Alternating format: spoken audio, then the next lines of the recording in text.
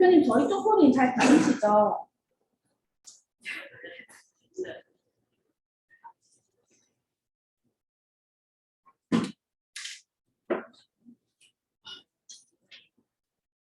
네, 대표님.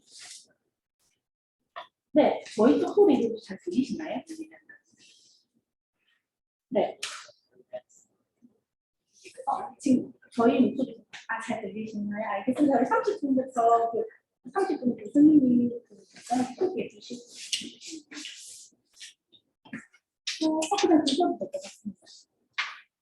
네, 감사합니다.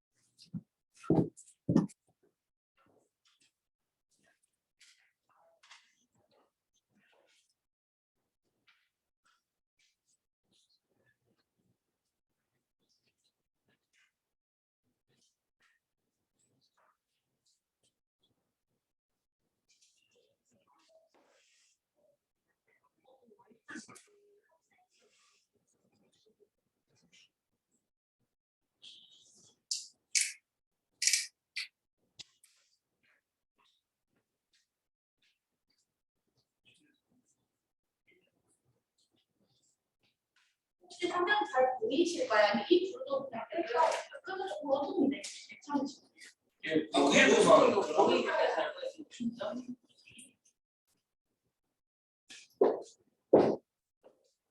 끄는 게 좀 더 잘 보이시죠? 예. 아, 그럼 끄고 진행하겠습니다. 춥지는 않으시죠? 네, 감사합니다.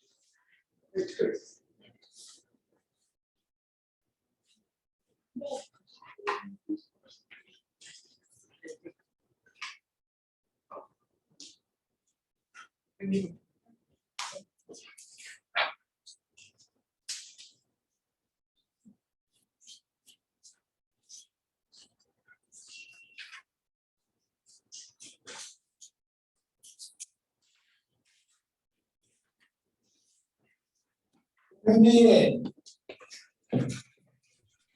네, 안녕하세요. 네, 아유, 안녕하십니까. 네, 잘 안녕하세요. 계시죠? 네, 잘 아유, 뵙겠습니다. 엄청 바쁘실 건데, 아니, 살아계셔서 감사합니다. 그런데 좀 요번에 지금 제 부산에 계셨던 그 방위부에 메타버스 플랫폼 구축 사업인가가 아마 올해까지 아직 지금 공부하고 있는데, 제가 지금 물경 해가지고 해양관광 테마를 해가지고 지금 이제 어제 접수할 예정입니다. 많이 지자체 세계적으로 몇개 많이 고생했는데 혹시 대표님 뭐 그런 거 좀 보시면 저 좀 놔주세요. 네, 네, 네. 시간 되겠나? 그래서 30분 시간이니까 조금만 크게 나오고 계십시오. 네, 39분부터 진행할 예정입니다.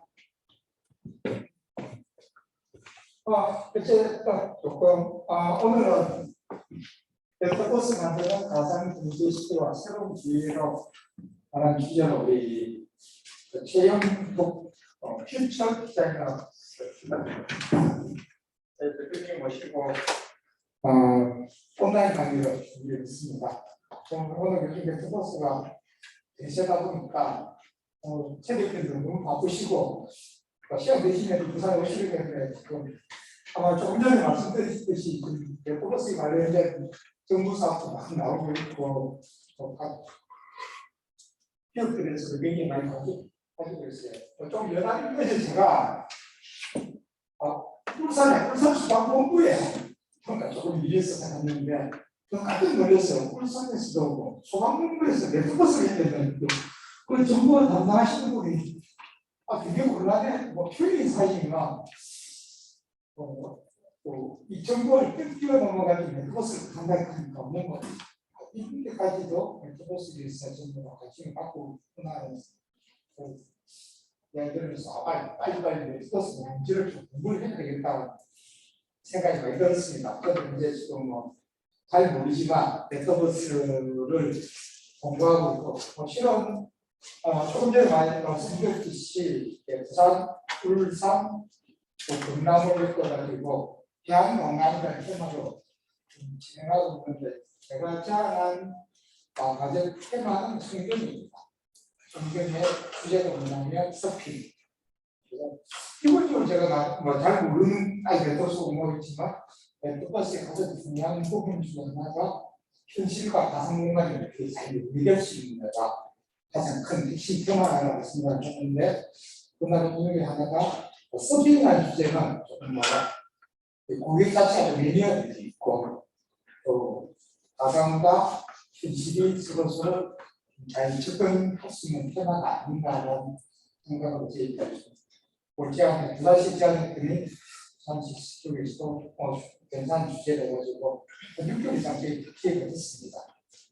그런 부분에서 진행도 하고 있고 오히려 또 아까 울산이나 경남 우리 지자체에서도 생각보다 많은 준비를 하고 있어서 세상이 너무 빨리 진행되고 있구나 생각이 들었습니다. 그러면 오늘 조금 최영 대표님을 간단히 소개를 드리겠습니다.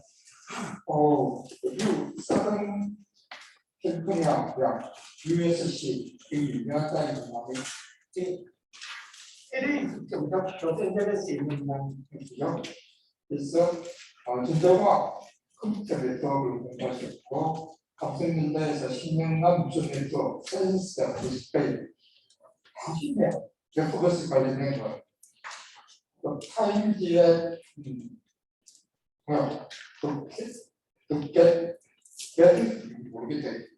Get of the World 2008년에 선정된 혁신적인 모바일 디바이스 개발 경험이 있었습니다.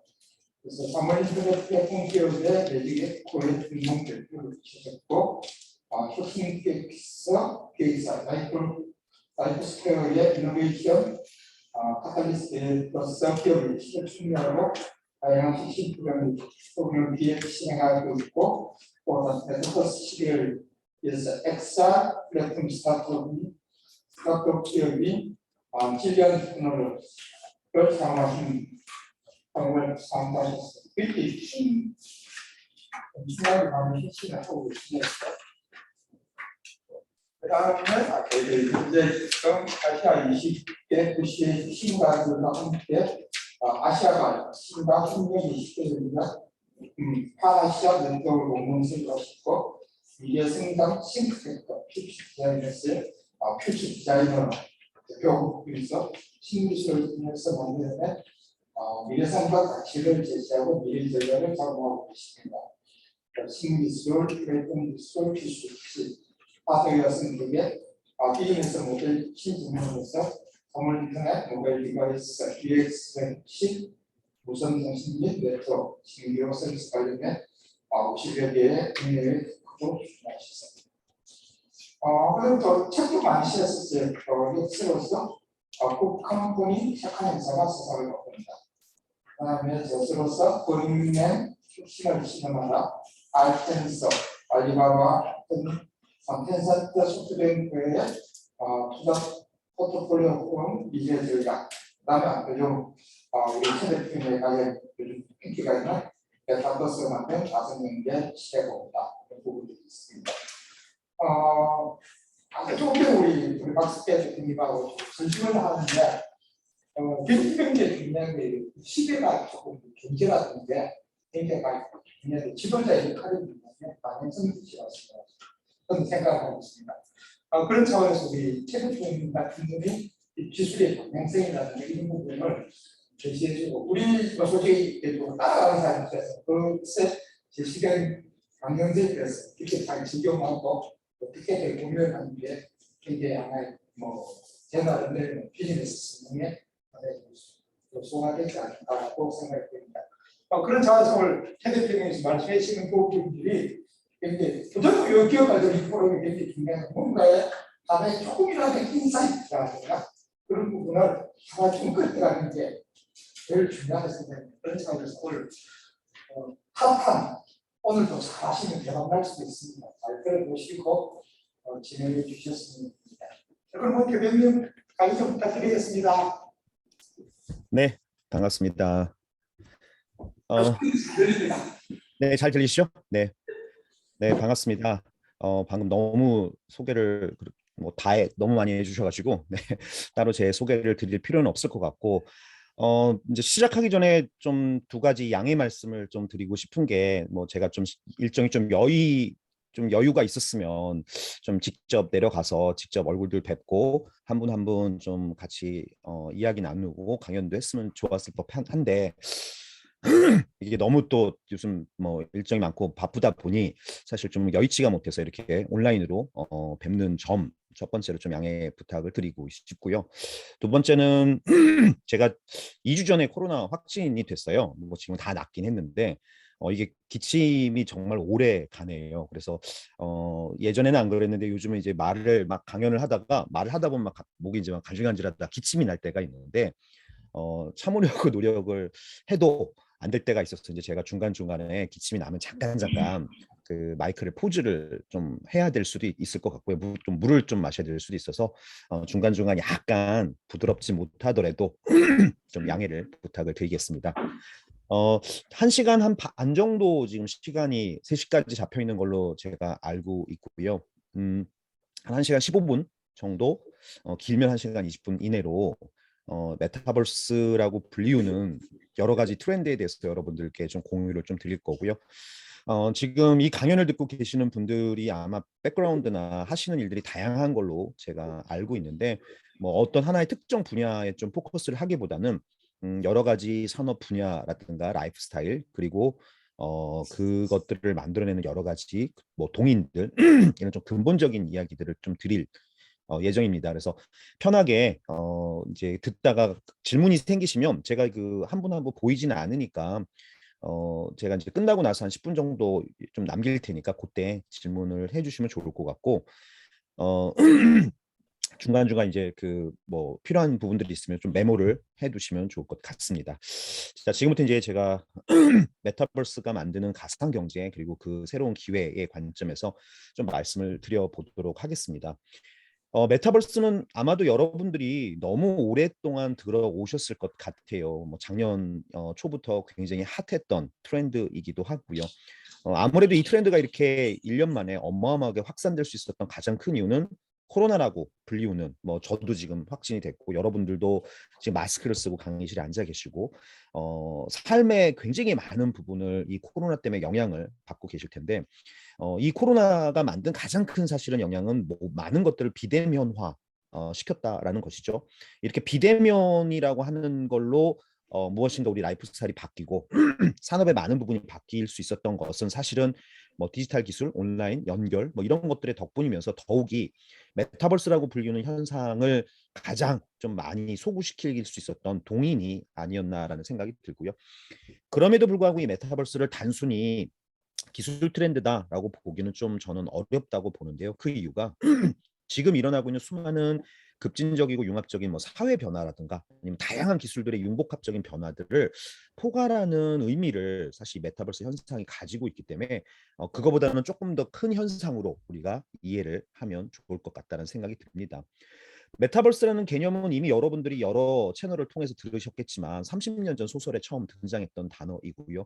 그 단어에서는 의미 자체가 가상현실 헤드셋을 착용하고 아바타로 들어가는 그 가상 세계의 고유 명사를 우리가 메타버스라고 불렀고요.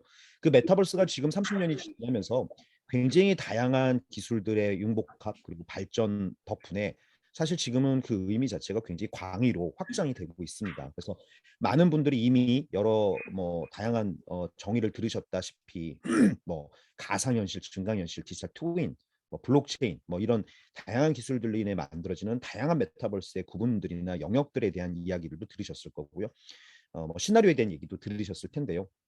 이 모든 것들이 사실은 메타버스와 관련이 있다라고 얘기를 할 수 있을 것 같습니다.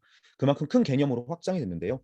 그럼에도 불구하고 우리가 알아야 될 두 가지가 저는 여기 있다고 생각합니다. 첫 번째는 지금 우리가 메타버스라고 불리우는 것, 사실 그 메타버스의 정의는 다양합니다.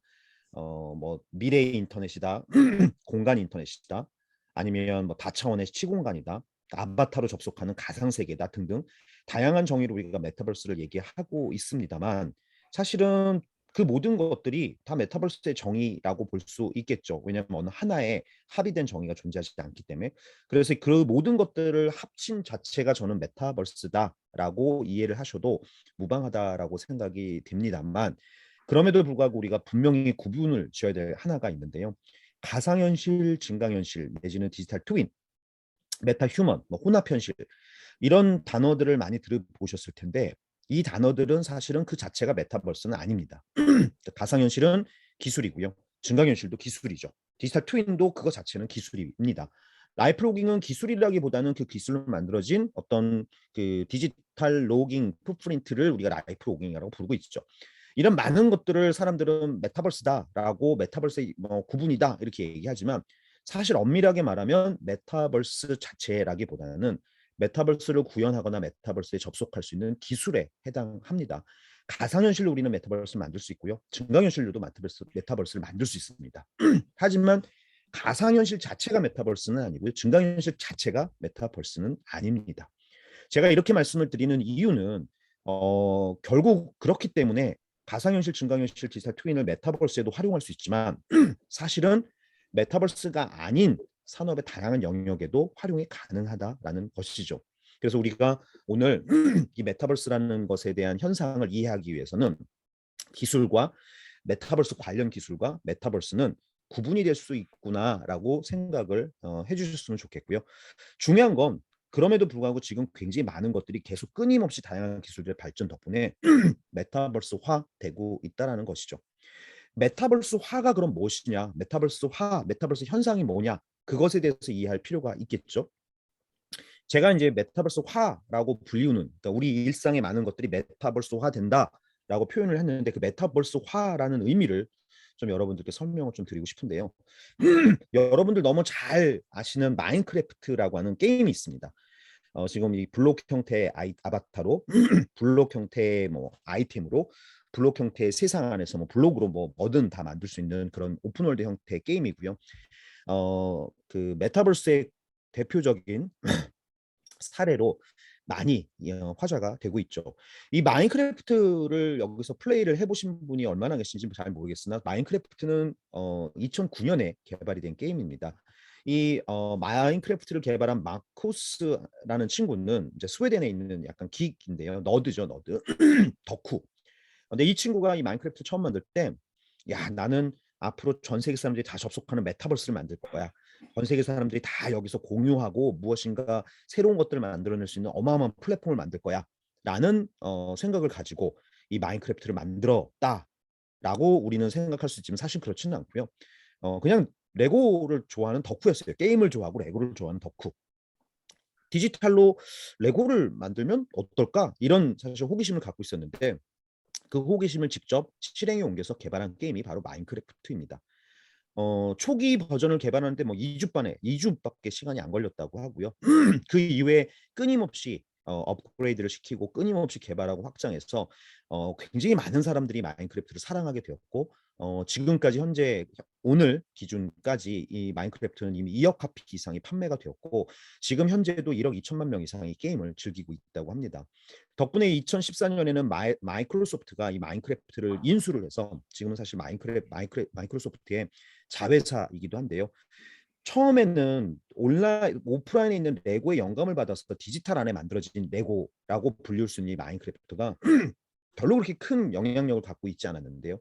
지금은 어마어마하게 커졌고 어마어마하게 많은 사람들이 이 게임을 즐기고 굉장히 많은 영향력이 생기다 보니 지금은 역으로 레고가 마인크래프트의 테마로 레고 블록을 만들어서 판매를 하고 있습니다.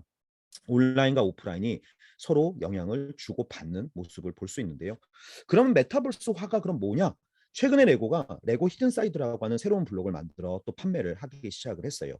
이 히든사이드는 레고 블록을 조립을 보통 하면 레고 블록은 완성이죠. 그런데 이 히든사이드라고 하는 레고 블록은 완성이 레고 블록을 다 만든다고 되는 건 아니고요. 만든 다음에 스마트폰 앱을 켜서 증강현실 카메라로 딱 내가 만든 블록을 비추면 내가 만든 블록이 살아납니다. 막 성이 막 살아나서 그 위로 유령들이 날아다니고 나는 헌터가 돼서 막 유령을 잡고 친구들과 쫓고 쫓기는 그런 게임의 세계로 변신을 한다고 하는데요.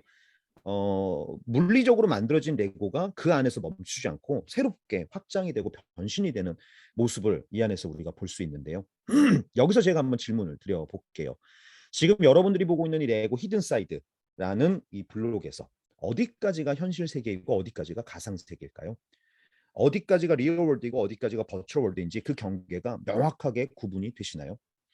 아마 저기까지인가? 여기까지인가? 이렇게 저렇게 아마 생각을 해보실 수 있겠지만 분명한 거는 정확하게 여기까지가 현실이고 저기까지가 가상이야라고 선을 분명하게 그을 수 없다라는 경계선을 분명하게 그을 수 없다라는 모호함이 아마 있을 거라고 저는 생각을 합니다. 저는 그렇게 사실 모호함이 있다고 느끼고 있고요. 여러분들이 지금 보시는 것처럼 이런 모호함, 사실 이런 모호함이 바로 메타버스 현상이 저는 본질이다라고 생각을 하고 있고요. 현실 세계와 가상 세계의 경계가 흐려지고 무너지면서 그 사이에서 새로운 가능성이 만들어지고 그 가능성 속에서 새로운 가치가 만들어지는 현상. 그리고 이렇게 이런 메타버스 현상이 가속화되는 것을 메타버스화 된다라고 저는 정의를 하고 싶습니다. 앞으로 우리가 살아가면서 이런 메타버스의 진화를 굉장히 많은 곳에서 목격을 하시게 될 텐데요. 그 속에서 가장 많이 보시게 되는 그 메타버스의 정의가 무엇이든 간에 가장 많이 여러분들이 목격하고 또 마주하게 될 현상이자 어떤 그 변화의 트렌드가 바로 현실과 가상의 경계가 흐려지는 것들이다라고 저는 생각을 합니다. 현실과 가상의 경계가 흐려진다는 것은 실제 존재하는 세상과 내 눈앞에 보이는 세상 사이에 차이가 점차 더 커진다는 의미이기도 합니다. 실제 내 눈앞에 내 실제 존재하는 세상이랑 내 눈앞에 보이는 세상이 달라진다라는 의미는 가상 세계가 내 눈앞에 겹쳐서 보인다는 의미이기도 하겠죠. 지금 우리는 이렇게 실제 존재하는 세상보다 사뭇 달라지는 굉장히 달라 보이는 가상 세계들을 계속 여기저기서 보고 있고요. 그런 것들이 우리가 살고 있는 현실 세계와 융복합이 되면서 이제 그런 경계들마저도 좀 구분하기가 어려워지고 있는데요. 문제는 지금 이 강연을 듣고 있는 여러분들, 저 그리고 뭐 여기 정 교수님 뭐 비롯해서 현재 기성세대라고 불리는 사람들 입장에서는 이렇게 가상세계 내지는 메타버스라고 부르는 것들은 결국 실제 존재하는 세상이 아니다라는 우리의 인식이 굉장히 강한데요. 놀랍게도 여러분들 제가 이제 코로나 세대 또는 C세대라는 이름을 붙인 세대들이 있습니다. 그 세대들은 지금 10대 내지는 10대보다 더 어린 친구들인데 이번 2020년 시작된 코로나 덕분에 코로나가 터지고 나서 처음 학교를 가서 입학해야 되는 친구들 내지는 학교를 다니고 있었던 친구들 중에 코로나 때문에 학교를 못 가고 온라인으로 수업을 듣고 온라인으로 친구를 만나고 여행을 못 가고 가족 여행이나 어디를 가지 못하고 넷플릭스나 유튜브로 영상을 보고 친구들을 만나지 못하니까 로블록스나 마인크래프트에서 친구를 만나서 게임을 즐기고 노는 지금 화면에 보여드리는 이런 아이들 Z세대의 끝자락 또는 알파세대의 앞자락이 아마 중복돼 있는 세대라고 볼 수 있을 텐데요. 이런 새로운 코로나 세대가 저는 출현했다고 생각하는데 이런 코로나 세대는 온라인이 차지하는 비중 자체가 오프라인보다 굉장히 크고요. 또는 가상이라고 불리우는 것, 그러니까 온라인 속에서 디지털로 내 눈앞에 보여지는 건 사실 가상이죠. 가상이라고 불리우는 것들이 실제라고 불리우는 것들보다 그 비중이 점차 더 커지면서 그 구분 자체가 구분을 나누는 것 자체가 의미가 없는 그런 세대들. 지금 화면에 보여드리는 꼬마도 줌을 켜놓고 친구들이랑 지금 포켓몬 카드 게임을 하고 있는 거예요. 이런 세대들은 과연 이 메타버스화되는 세상 속에서 가상 세계와 현실 세계를 어떻게 인지하게 될까요? 분명한 건 이들은 지금 실제 존재하는 세상과 내 눈앞에 보이는 세상이 우리는 다르다고 생각하지만 이 친구들은 자기 눈앞에 보이는 세상이 실제 존재하는 세상이라고 믿는다라는 것이에요.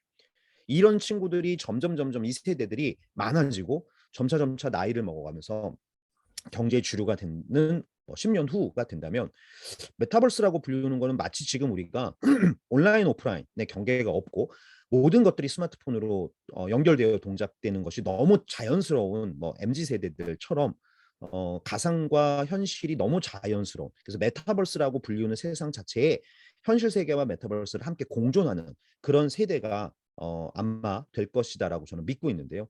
비로소 우리가 지금 몸으로 실감하지 못하고 있는 메타버스라는 변화가 본격화되는 시기는 앞으로 이런 세대들에 의해서 다가올 것이다라고 저는 믿고 있습니다. 그럼에도 불구하고 많은 분들이 지금 제가 이렇게 말씀을 드리지만 메타버스 그거 일시적 현상이거나 유행 아니야? 이거 버블 아니야? 라고 의구심을 갖고 계신 분도 굉장히 많습니다.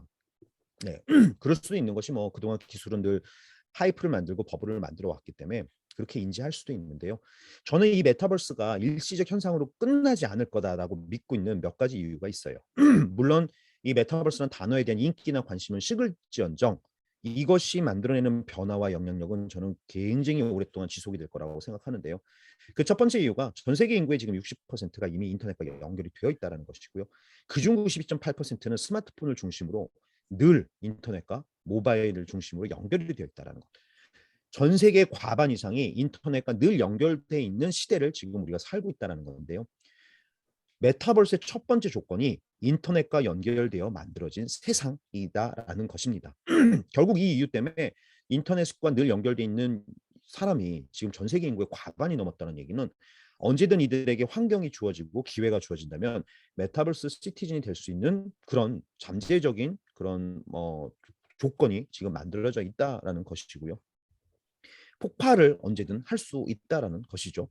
두 번째 이유는 컴퓨팅 파워의 발전입니다. 컴퓨팅 파워라 하면 컴퓨터 성능을 의미를 하는데 뭐 CPU, 메모리 뭐 여러 가지가 있을 거고요. 그 중에 특히 저는 GPU, 그래픽 프로세싱 유닛이라고 불리우는 그래픽 카드에 들어가는 칩셋에 주목을 할 필요가 있다고 생각을 합니다.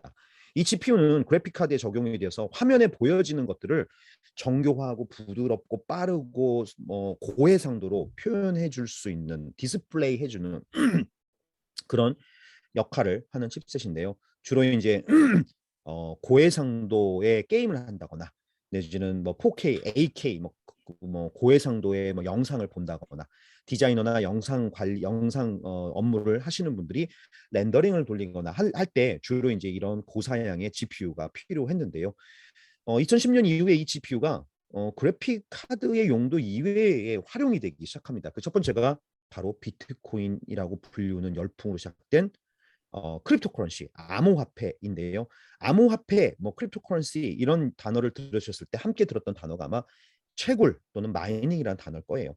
채굴 마이닝은 뭐 금을 캔다, 뭐 광물을 캔다 이런 느낌으로 해석이 되지만 블록체인에서의 채굴은 어, 블록체인 알고리즘을 컴퓨터로 처리해서 분산 원장을 업데이트하고 그것에 대한 인센티브로 비트코인이나 이더리움 같은 것들을 이제 그 인센티브를 받는 그런 과정 자체를 우리가 채굴이라고 부르죠. 뭔가 채굴돼서 나오는 것처럼 느껴지기 때문에 채굴이라고 부르는데 중요한 건 컴퓨터의 블록체인 알고리즘을 처리한다라는 이 의미가 GPU로 블록체인 알고리즘을 처리한다라는 의미이기도 합니다. 결국 어, 암호화폐에서 가장 중요한 역할을 하는 것이 바로 GPU이고요. 이 GPU를 만들고 있는 회사가 전 세계 AMD, 엔비디아밖에 없는데요. 이 엔비디아, AMD가 어마어마한 천문학적인 돈이 이제 그 그래픽 카드 매점 매석에 수요가 됐고 덕분에 엄청나게 큰 돈을 벌었죠. 10년 사이 주가는 어마어마하게 올랐고요. 지금 그 덕분에 GPU의 성능도 기하급수적으로 좋아지고 있습니다. 최근 젠슨 황 엔비디아의 CEO죠. 우리 반도체의 용량이 18개월마다 2배가 된다라는 무어의 법칙 아마 들어보셨을 텐데 젠슨의 법칙이라는 거를 얘기를 합니다. 10년마다 GPU의 성능이 1000배가 된다. 10년마다 1000배가 된다라는 그런 이론을 공표를 했었는데요. 그만큼 기하급수적으로 이 GPU의 성능이 좋아지고 있다는 거죠. 또 하나가 있습니다. 여러분들 너무 잘 알고 계시는 인공지능, 우리 기계학습, 머신러닝 또는 딥러닝이라고 불리우는 그 인공지능, 이 대표적인 사례가 알파고죠. 이세돌과 바둑 경기를 해서 4대1로 이겼던 알파고. 사실은 이 알파고가 인공지능이 딥러닝이 이렇게 인간을 능가하는 어마어마한 성능을 낼 수 있었던 가장 큰 이유는 그 인공지능을 처리하고 학습을 하는 데 있어서 가장 중요한 역할을 했던 게 바로 이 GPU였기 때문입니다. 병렬 처리를 해줘야 이 인공지능을 굉장히 빠르게 학습하고 처리할 수 있는데요. 그때도 GPU가 가장 중요한 역할을 합니다. 최근에 약간 GPU와 구별하기 위해서 인공지능 쪽에서는 뉴럴 프로세싱, 뭐 뉴럴 프로세서다 내지는 뭐 NPU다라는 이름으로 부르긴 하나 사실은 로직으로 볼 때는 GPU랑 동일한 칩셋이다라고 생각해 주시면 좋을 것 같고요. 이렇게 21세기의 가장 파괴적인 기술이라고 불리는 블록체인과 인공지능의 기저에 있었던 이 GPU 덕분에 지금 GPU의 성능은 어마어마하게 좋아졌습니다. 그런데 왜 메타버스냐? 여기서 이제 메타버스 두 번째 조건이 나오는데요. 메타버스는 우리 눈앞에 시각화되고 가상화되는 세계예요. 우리 눈앞에 진짜처럼 보여야 된다는 거죠. 그러면 뭐가 좋아야 되죠? 당연히 그래픽 카드 역할하는 GPU가 좋아야 되겠죠. 지금 비로소 진짜 그런 세상을 우리 눈앞에 가져올 만큼 좋아진 GPU 덕분에 메타버스가 우리 손바닥에 있는 스마트폰에서도 돌고 PC에서도 돌고 그리고 여러 가지 디바이스에서 돌기 시작을 하고 있죠. 대표적인 사례가 2020년 10월에 페이스북 지금 메타로 이름을 바꾼 메타가 출시한 오큘러스 퀘스트 2라고 하는 가상현실 헤드셋인데요. 이 가상현실 헤드셋은 뭐 최초의 헤드셋은 아닙니다. 이미 1985년부터 가상현실 헤드셋들은 어마어마하게 수백 대 수백 종류가 쏟아져 나왔었고요. 이 이전에도 굉장히 많은 디바이스들이 있었습니다. 그럼에도 불구하고 이 헤드셋이 가지고 있는 의미는 굉장히 중요한데요. 그 의미가 왜 중요하냐? 사실은 오큘러스 퀘스트 1, 퀘스트 2 이전까지만 하더라도 아까 제가 말씀드렸죠. 내 눈앞에 고해상도로 뭔가 보여주려면 고해상도의 GPU가 필요했습니다. 그런데 그 GPU가 모바일 디바이스나 이런 데 적용이 안 돼 있다 보니 주로 게이밍 PC 같이 아주 고사양의 컴퓨터를 장만한 다음에 거기에 USB 케이블로 연결하고 VR 헤드셋을 연결하면 비로소 디스플레이로 그런 것들을 체험해 볼 수 있었는데요.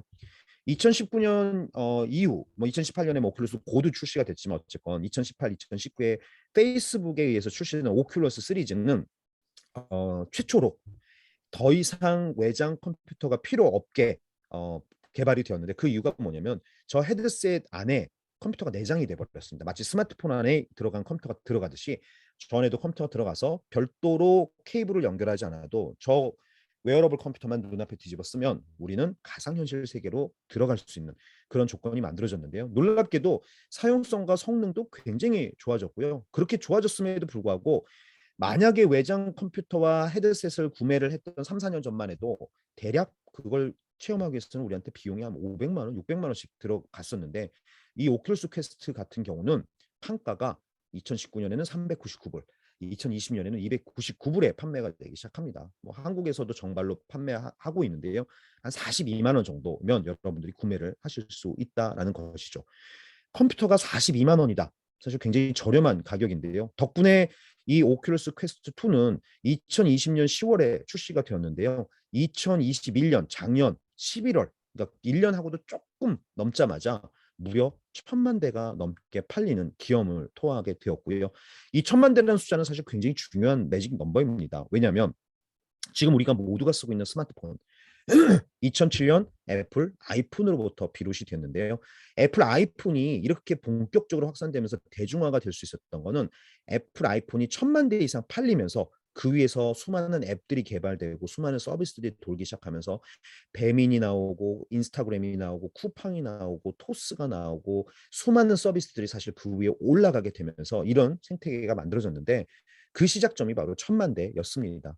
오큘러스 퀘스트 2가 지금 1,000만 대 이상 팔렸다라는 의미는 가상현실 자체적으로 자생적인 생태계가 만들어졌다라고 우리는 해석을 할 수 있는 부분이고요.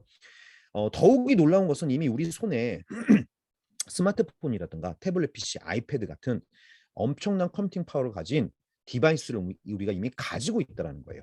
이 디바이스를 통해서 우리는 무한한 사이버 스페이스를 이미 접속해서 엄청난 일들을 하고 있죠. 지금 제 강연도 만약 이런 게 없었다면 들을 수 있었을까요? 제가 부산을 가지 못했고 여러분들은 그 자리에 있었고 제 강연을 실시간으로 이렇게 함께 들으면서 질의응답을 할 수 있다라는 것만 봐도 이 연결이라고 하는 거 굉장히 사실은 위대한 기술이자 진화이고요. 특히나 우리 몸은 현실 세계에 있지만 저 평면 디스플레이를 통해서 무한한 세계, 사실 저 안에 있는 세계를 우리가 유한하다고 볼 수 없겠죠. 사이버 스페이스 자체가 한계가 없는 디지털 공간이기 때문에 그렇게 확장되는 세계를 통해서 우리는 뭐 인터넷도 하고 있고 구매도 하고 있고 공부도 하고 있고 유튜브로 영상도 보고 로블록스에 접속해서 게임도 합니다만 뭐 제페토라든가 이런 세계에 들어가서 메타버스, 뭐 디센트럴랜드라든가 뭐 샌드박스 같은 메타버스 안에 들어가서 실제로 메타버스에 뭐 가상 부동산에 투자를 한다거나 이런 일들마저도 실제로 지금 일어나고 있다라고 우리는 알 수 있습니다. 그러면 또 하나의 디바이스인 저런 가상현실 디바이스 플랫폼이 우리에게 대중화가 된다라면 어떤 의미가 있을까요? 여기 이제 메타버스 세 번째 조건이 있는데요. 메타버스 세 번째 조건은 앞서서 말씀드린 것처럼 인터넷과 연결되어 있다. 그 다음에 디지털로 우리 눈앞에 가상화된다. 그리고 세 번째가 디바이스를 통해서 접속해야 한다라는 것인데요. 그동안 스마트폰, 태블릿 PC, 뭐 컴퓨터, 아이패드 같은 것 통해서 접속할 수 있었던 메타버스에 이제는 가상현실 헤드셋을 통해서 접속할 수 있는 메타버스가 확장이 되는 것이다 볼 수 있겠죠. 그럼 이게 뭐가 다른데요? 아마 체험을 해보신 분들은 아시겠지만 그렇지 않은 분들은 좀 와닿지 않을 수가 있을 거예요. 결정적인 차이 하나만 말씀을 드린다면 그동안 우리가 사용했던 수많은 컴퓨터나 스마트폰 사실 평면 디스플레이를 갖고 있기 때문에 내가 얼마나 무한한 사이버 스페이스를 접속하던 간에 상관없이 우리 몸은 늘 현실 세계에 있습니다. 현실 세계에 우리 몸은 있고 우리 눈만 가상의 버추얼 스페이스를 그 사각형의 평면 디스플레이를 통해서 보고 있는데요. 가상현실 헤드셋은 제가 아까 뭐라고 했죠? 웨어러블 디스플레이, 눈에다 뒤집어 씁니다. 그러면 어디가 디스플레이가 될까요?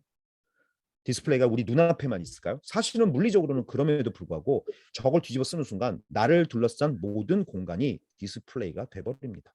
그 얘기는 그동안은 우리 몸은 늘 현실 세계에 있고 눈만 가상 세계를 향할 수 있었다면 이제는 우리 몸이 우리가 속한 환경 자체가 컴퓨터가 만들어낸 가상 세계 안에서 그 세계 중심으로 돌아가게 된다라는 것이고요. 그 얘기는 완전히 다른 새로운 사용성과 새로운 가능성이 만들어질 수 있다라는 의미이기도 합니다. 가상과 현실의 경계가 스마트폰, 태블릿에서는 애매할 수 있지만 그래도 뭐 공기로서 내지는 뭐 다양한 것들로 구분이 될 수 있지만 오큘러스 같은 가상현실 속에서는 정말 가상 세계가 오히려 현실 세계보다 더 도미넌트한 그런 환경이 만들어진다라는 의미이고요. 그 얘기는 만약에 이것이 정말 보편화된다면 정말 많은 것들이 일어날 수 있다는 의미고 물론 여러분들은 실감을 하지 못하실 수도 있어요. 하지만 이걸 한번 생각해 보시면 좋을 것 같아요. 애플 아이폰이 2007년에 처음 출시됐을 때 여러분 모두가 쓰지는 않으셨을 겁니다. 비로소 여러분들이 쓰기 시작하신 거는 3GS, 4 4S 이렇게 뭐 3, 4년 이후에 새로운 디바이스들이 나왔을 때부터 아마 얼리 어댑터들이 쓰기 시작했을 거고요. 그 뒤에 뭐 5, 6, 7 나오면서 비로소 아이폰이라는 걸 사용하게 된 사람들도 있을 겁니다. 결국 무슨 소리냐면 초기에 나왔던 제품이 끊임없이 발전하고 새로운 세대가 나오면서 결국 기술적인 이슈들을 해결하고 굉장히 많은 부분에 있어서의 대중화를 만드는 시기는 결국은 좀 시간이 걸린다는 의미고요. 결국 지금 오큘러스 퀘스트 2가 시장에 있지만 여러분들에게 정말 피부에 느껴지는 대중화 이런 것들이 일어나려면 아마 오큘러스 퀘스트 2 프로 아니면 퀘스트 3, 퀘스트 4 뭐 이런 연작의 어떤 디바이스들이 나오기 시작할 때부터 아마 그렇게 느껴질 텐데 중요한 건 그때가 되기 전에는 전에 먼저 선점하는 사람들한테는 기회가 아마 있겠죠. 지금 페이스북 메타는 캠브리아 프로젝트라고 해서 지금 오큘러스의 후속 제품을 지금 개발을 하고 있고요. 또 하나 여기서 우리가 봐야 되는 부분은 스마트폰이 대중화가 된 건 애플 때문만이다라고 보기는 사실 어렵습니다. 왜냐하면 애플이 2007년에 처음으로 선보였지만 이 스마트폰의 대중화 확산에 가장 큰 공헌을 한 건 사실 삼성입니다. 2010년 갤럭시 S1을 출시하면서 이 스마트폰 시장을 엄청나게 키웠는데요. 사실 중요한 건 그러면 메타 혼자만 이 그 가상현실 헤드셋을 기반으로 한 생태계를 키우기는 쉽지 않을 거라는 거고요. 결국 애플의 참전이 이 가상현실 시장이 어마어마한 폭발적 성장을 저는 불러올 것이다라고 예상을 하고 있는데 아마도 여러분들은 머지않아서 빠르면 올 연말 늦어도 내년에 애플이 만든 VR 헤드셋을 아마 보시게 될 거예요. 그러면 비로소 애플과 메타의 경쟁 구도가 만들어지면서 이 시장이 어마어마하게 확장될 수 있다라는 것. 결국 이렇게 끊임없이 기술의 발전이 일어나고 있을 텐데요. 중요한 건 새로운 폼팩터의 컴퓨팅 플랫폼이 이 사회에 등장할 때마다 늘 어마어마한 변화를 일으켰고 어마어마한 산업 지각의 변동을 만들었고 그리고 우리 삶에 있어서의 라이프 스타일도 굉장히 많이 바꿨다라는 걸 우리는 이미 여러 차례 경험을 한 바가 있습니다. PDA, 퍼스널 데이터 어시스턴트라고 불리는 애플 뉴튼 패드 1990년대 처음으로 출시가 됐던 제품이고요. 밑에 있는 건 코모도스 64라고 1980년대 출시된 개인용 컴퓨터입니다. PDA, 퍼스널 컴퓨터 둘 다 P자가 들어가죠. 퍼스널. 80년대, 90년대 이전만 해도 개인들에게는 컴퓨터라는 것을 사용할 수 있는 그런 기회가 없었어요. 너무 비쌌고 사실 너무 접근성이 낮았고 그런데 저렇게 그 디지털 기술, 하드웨어 기술들이 발전하면서 드디어 퍼스널 컴퓨팅의 시대가 열렸고 덕분에 많은 개인들이 어마어마한 생산성과 능력과 캐파를 갖게 됩니다. 지금의 너무 당연한 일들이 그 이전에는 그렇지 않았던 것들이 굉장히 많거든요. 지금 우리 한 시간에 할 수 있었던 일들, 아마 그 스마트폰 가지고 한 시간에 할 수 있는 일, 컴퓨터로 한 시간에 할 수 있는 일들이 한 2, 30년 전만 돌아간다면 뭐 일주일 걸려도 못하는 일들이 아마 부지기수였을 거예요. 그만큼 어마어마한 변화를 만들어냈고 또 이 디바이스의 연결성이라는 게 주어지기 시작합니다. 커넥티비티죠. 그래서 우리는 피처폰, 폴더폰, 따폰 같은 것들이 보급이 되면서 드디어 전 세계 누구와도 커뮤니케이션을 할 수 있게 되었고 메시지를 주고받을 수 있게 되었고요. 또 컴퓨터는 인터넷이라고 하는 연결성이 생기면서 제자리에 앉아서 인터넷과 연결되어 있는 저 먼 곳의 모든 정보들을 검색하고 찾아보고 그리고 먼 곳에 있는 사람들과 소통도 할 수 있는 그런 세계가 열렸습니다. 인터넷이라는 게 만들어지면서 그게 유튜브가 생기고 지금 우리가 사용하는 수많은 것들이 인터넷 위에서 돌아가고 있습니다. 인터넷이 없었다면 지금 여러분들이 할 수 있는 일 중에 얼마만큼을 할 수 없을까요? 인터넷 때문에 우리가 편하게 많은 것들을 지금 하고 있을 텐데 그런 일들이 연결성의 부여 이후에 사실 우리에게 주어진 변화였고요. 그리고 이 연결성이 또 시간이 지나고 기술이 발전하면서 상시 연결성으로 진화를 합니다. 그 전까지만 해도 연결이 필요할 때만 연결이 되었다고 하면 이제는 그냥 늘 연결되어 있습니다. 여러분들이 지금 쓰고 계신 스마트폰, 와이파이 연결된 여러분들의 아이패드나 태블릿 PC들 여러분들 지금 요즘 이런 디바이스 쓸 때 인터넷 연결하기 위해서 뭐 키고 모뎀 키고 뭐 어디 걸어서 연결하고 이런 행위들을 하시나요? 아마 안 하실 거예요. 그 이유는 그냥 디폴트가 연결이기 때문이죠. 그냥 연결돼 있는 상태에서 모든 일들이 일어나는 그런 시대를 지금 살고 있고 덕분에 10년 전에는 존재하지 않는 것들이 지금 우리가 사용하고 있는 이런 디바이스 위에서 돌고 있고 그것들이 여러분들의 삶에 굉장히 도미넌트한 역할들을 지금 하고 있을 겁니다. 쿠팡이 없고 배민이 없고 마켓컬리가 없고 토스가 없고 카카오톡이 없는 만약 시대 지금 우리가 시대를 살고 있다. 아마 어마어마하게 불편하겠죠. 네, 그런 것들이 지금 가능해진 시대이고요. 이제 우리 눈앞에 가상현실 또는 증강현실이라고 불리는 새로운 형태의 웨어러블 컴퓨터가 그 다음 세대를 이어갈 수 있느냐 없느냐에 대한 아직은 불확실성을 남기고 있지만 굉장히 큰 잠재성으로 우리에게 다가오고 있는데요. 저는 충분히 시간이 지나면서 이런 기술들이 무르익고 결국 기술적 여러 가지 이슈들과 사용성의 제약을 뛰어넘는 순간 결국 대중화가 되는 시대가 올 것이다 라고 믿고 있는데요. 가상현실, 증강현실 두 개는 사뭇 다릅니다. 스마트폰과 노트북 PC가 사용성이 다르듯 이 둘의 사용성은 사뭇 다르고요. 요구되는 기술도 사실은 일부 다릅니다. 그래서 증강현실 같은 경우는 아직도 그런 사용성의 제약이라든가 스마트폰처럼 데일리 웨어러블에 되기 위해서는 아직까지 해결해야 될 문제가 너무너무 많아서 대중화가 되려면 저는 시간이 좀 필요하다고 생각하는데요. 반면에 VR이라고 불리는 가상현실은 저는 비로소 그 대중화를 갈 수 있는 티핑 포인트가 열렸다라고 생각을 합니다. 아까 말씀드렸던 페이스북이 만든 메타 오큘러스 퀘스트 2 때문인데요. 앞으로 아마 시간이 흐르면서 그런 대중화가 이 안에서 만들어지면서 새로운 컴퓨팅 플랫폼으로서 우리 삶 속에 자리 잡을 수 있는 날이 아마 10년 안에 반드시 저는 올 것이라고 생각을 하는데요. 앞서서 말씀드렸다시피 이것이 새로운 폼팩터로 자리 잡게 된다면 어떤 기회가 우리에게 있을까요? 또는 어떤 산업 지각의 변동이 이것 때문에 생기게 될까요? 오늘 제 강연을 듣는 여러분들께 반드시 좀 제가 말씀을 요청을 좀 드리고 싶은 게 그런 질문을 스스로에게 하면서 한번 상상을 한번 해보시는 기회가 되면 저는 좋겠다라는 생각을 합니다. 물론 앞서서도 제가 말씀드렸다시피 이런 메타버스 관련 기술들이 메타버스를 구현하는 데만 사용되지는 않습니다.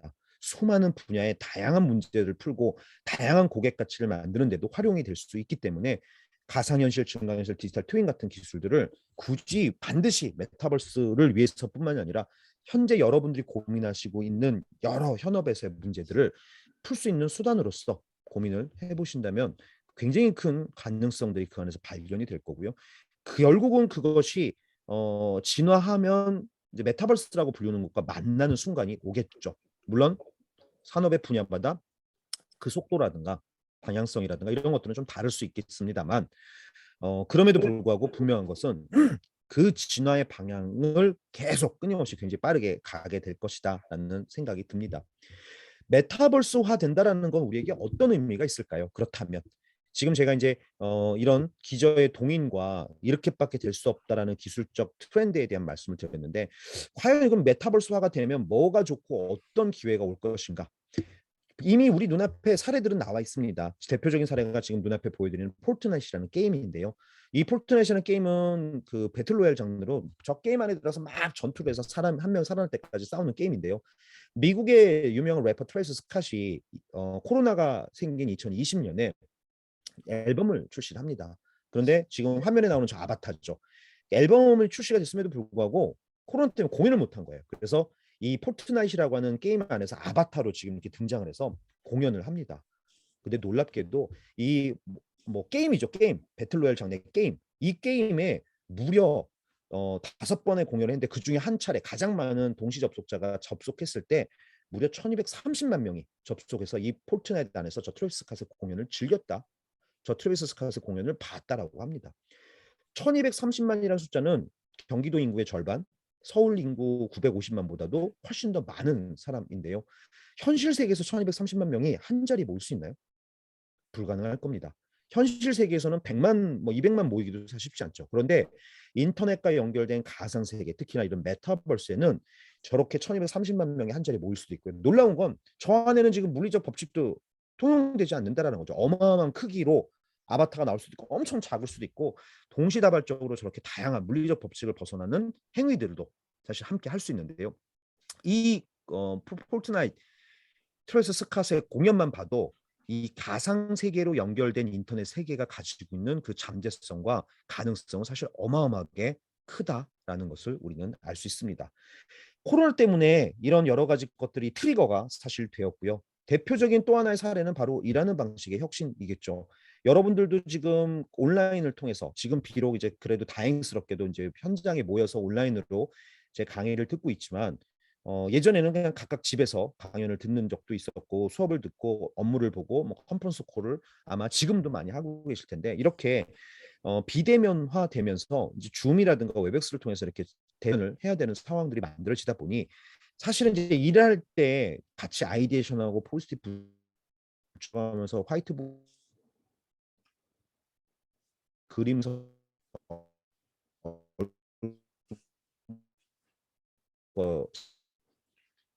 이라고 보는데 이제 그런 것들을 극복하기 위해서 이 메타버스들이 뭐 이런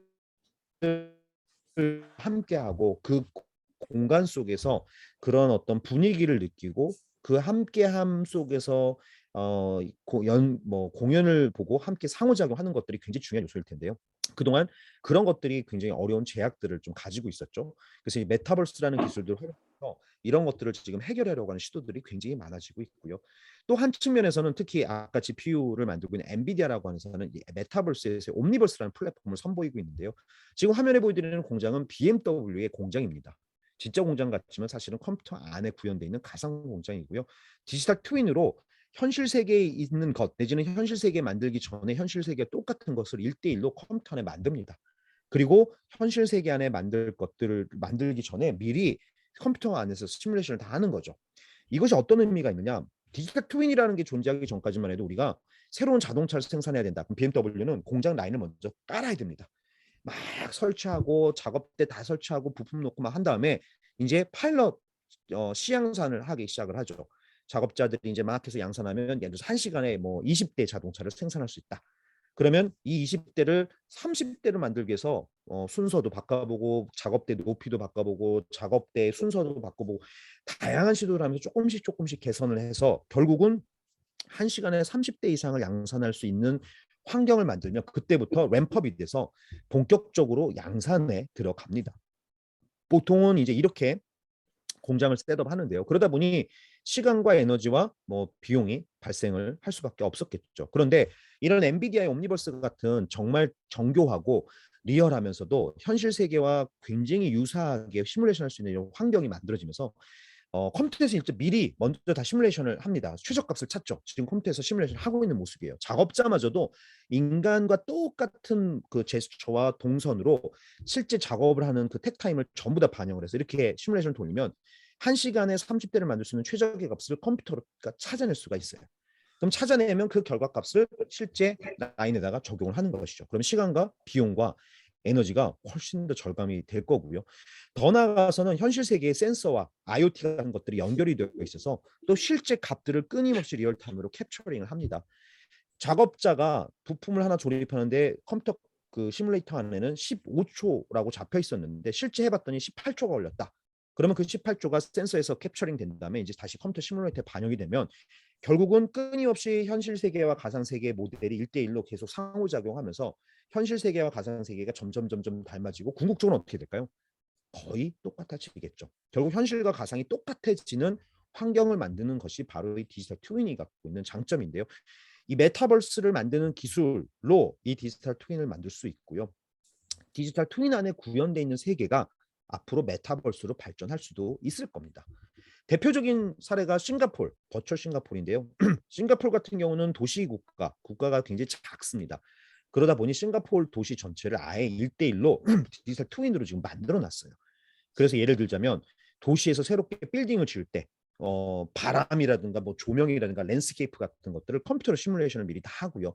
내지는 도로를 새로 뚫는다거나 다리를 놓을 때 아니면 신호등, ITS, 트래픽 시스템 같은 것들을 개선할 때 이 안에서 사람들의 동선이라든가 이동량, 고통량, 에너지 소비량, 안전사고 발생량 등등의 데이터들을 적용해서 미리 시뮬레이션을 합니다. 그리고 가장 최적의 값을 도시에다 적용을 하는. 물론 이것이 항상 장점만 갖고 있지는 않습니다. 왜냐하면 구현할 때 굉장히 많은 돈이 들어가고요. 시간이 또 들어가고 유지 보수하는데도 엄청난 비용이 발생을 합니다.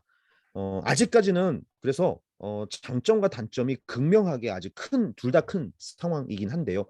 앞으로 시간이 지나면서 이제 장점이 극대화되고 비용적인 절감이 이루어진다면 이런 디지털 트윈이 만들 수 있는 가능성과 포텐셜은 사실 굉장히 크겠죠. 올해 Where were you last time? Mars. Can we go to Mars? Sure we can.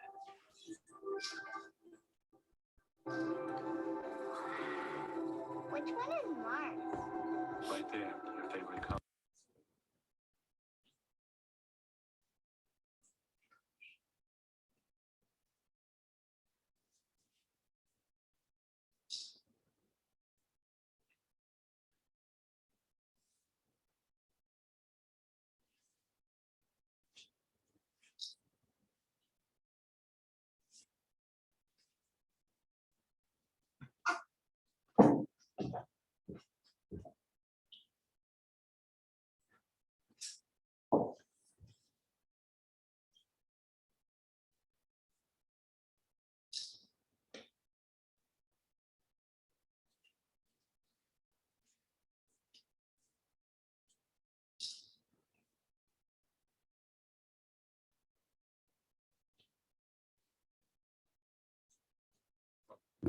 네, 지금 제가 화면에 보여드린 거는 2022년 올해죠. 올해 CES 라스베가스 열린 CES에서 현대자동차가 선보였던 메타 모빌리티라고 불리우는 그 컨셉이었습니다. 뭐냐면 메타버스와 모빌리티를 접목한 그런 컨셉인데요. 지금 보여드리는 것처럼 이 컨셉이 뭐 제가 완벽하다 내지는 굉장히 좋은 사례다라고 해서 보여드리는 건 아니고 좀 뭐 사실 좀 이슈들도 있고 좀 말이 안 되는 부분도 있지만 여기서 중요한 부분은 이거죠. 현대자동차 같은 자동차 회사들이 추구하는 모빌리티가 결국은 이제 메타버스라고 하는 것과 만나는 가상과 현실의 경계가 무너지는 일들이 미래에 아마 나타나게 될 텐데 현대자동차가 그것에 대한 고민을 가장 먼저 시작했다라는 게 저는 여기서 의미가 있다라는 거고요. 여기에서 핵심은 사실은 메타 모빌리티보다는 메타 팩토리라고 불리는 사실 디지털 트윈입니다. 현대자동차도 지금 디지털 트윈을 준비를 하고 있고요. 앞서서 그 싱가포르에 지금 2025년까지 메타 팩토리 현대자동차가 글로벌 제조 혁신 센터를 지금 설립을 하고 있는데요. 동시에 메타 팩토리라고 불리는 디지털 트윈, 그러니까 공장 자체를 디지털로 만드는 작업을 지금 함께 진행을 하고 있습니다. 결론적으로는 이런 디지털 트윈에 대한 노력들, 시도들이 지금 계속 이루어지고 있다는 것이고요. 또 한편에서는 올해 2020 CES에서 그 아까 버추얼 싱가포르를 만든 다소라고 하는 프랑스 회사가 버추얼 트윈이라고 하는 사람에 대한 디지털 트윈에 대한 아이디어를 선보이기도 했는데요. 지금 미국 같은 경우에서 뭐 개인 유전자 검사 같은 것들이 굉장히 이제 그 대중화가 되어 있는데요. 개인 유전자 검사를 하면 뭐 한국은 아직까지 뭐 규제 때문에 충분치가 않지만 뭐 3, 40종류 이상의 유전자를 검사를 하고 그리고 그 데이터베이스를 개인 정보로서 가질 수가 있게 되면 사실 그것을 기준으로 해서 개인의 어떤 그 질병이라든가 어떤 개인의 어떤 그 건강 상태 내지는 여러 가지 그동안의 어떤 투약이나 그 처방 기록들 이런 것들과 결합하면 결국은 뭐가 만들어지냐면 각 개인별로 버추얼 트윈 그러니까 사람에 해당하는 디지털 트윈을 만들 수 있게 되는데요. 이것을 왜 만들려고 하느냐? 사실 그동안 우리가 아파서 병원에 간다거나 내지는 수술을 받는다고 했을 때 보통 이제 어떤 처방을 하고 약을 먹어야 되고 아니면 어떤 시술을 받아야 될 때 그걸 할 수 있는 방법은 처방 이후에 직접적 시술 또는 직접적 그 투약 말고는 방법이 없었죠. 그러니까 주사를 맞아봐야 경과를 보고 아 이게 잘 듣는구나 안 듣는구나 뭐 이런 걸 알 수가 있었는데요. 이렇게 개인의 유전자 정보와 여러 가지 신체 건강 기록들이 결합된 버추얼 트윈을 완성을 한다면 투약 전에 그 약을 내 디지털 트윈에게 먼저 먹이는 거예요. 그럼 컴퓨터 시뮬레이터로 그 약이 효과가 있는지 없는지 부작용이 없는지 있는지에 대한 확률 같은 것들이 계산이 되고 가장 나에게 효과적인 약을 처방할 수 있는 그런 일들이 가능해지는 거겠죠. 이런 식으로 디지털 트윈은 지금 발전을 하고 있고요. 게다가 이 가상현실이라고 하는 메타버스 관련 기술들이 이런 그 디지털 테라피틱스, 디지털 치료의 영역에도 굉장히 많이 지금 활용이 되고 있는데요. 대표적인 사례가 바로 화면에 보여드리는 것처럼 디멘시아, 치매 같은 경우 치매를 앓고 있는 이제 노인들, 알츠하이머병을 앓고 있는 노인들이 사실은 지각력, 주지력, 인지력 같은 것들이 많이 떨어지고 있는데 저 가상현실 안에 있는 게임을 통해서 그런 것들을 떨어지지 않게 학습을 해줄 수도 있고요. 더 나아가서 가족들의 영상이라든가 사진 같은 것들을 리얼하게 계속 끊임없이 과거 추억으로 눈앞에 노출시켜 줌으로 인해서 저런 치매 진행 상황을 좀 완화시켜 준다거나 하는 그 실효 결과들도 굉장히 많이 나오고 있습니다. 또 한편에서는 외상후 스트레스 장애죠, PTSD. 전쟁에 참전했던 군인 같은 경우 이제 그 PTSD를 앓는 경우가 많은데요. 그런 경우 이 가상현실 안에서 그런 그 PTSD가 발병했던 상황 자체를 시뮬레이션해서 끊임없이 노출을 시키고 그로 인해서 이제 그 PTSD를 완화시켜 준다거나 내지는 이렇게 심리적 치료가 필요한 부분들이 지금 굉장히 현대인들에게 많아지고 있는데 대인기피증 내지는 고소공포증, 폐쇄공포증 뭐 이런 것들을 갖고 있는 사람들이 굉장히 많은데 가상현실 안에서 그런 것들을 치유한다거나 완화시켜주는 그 시도들이 굉장히 많아지고 있습니다. 특히 메타버스 관련 기술들이 가장 지금 활발하게 적용되고 있는 분야 중에 하나는 교육 트레이닝 영역입니다. 교육 같은 경우 사실 우리가 직접적으로 체험해보고 학습을 하는 것이 가장 효과가 좋은 방법인데요. 실제 그렇게 할 수가 없는 환경이 더 많죠. 위험하기도 하고 비용이 들기도 하고 접근성이 떨어지기도 하고 너무너무 멀다. 뭐 남극을 가서 본다.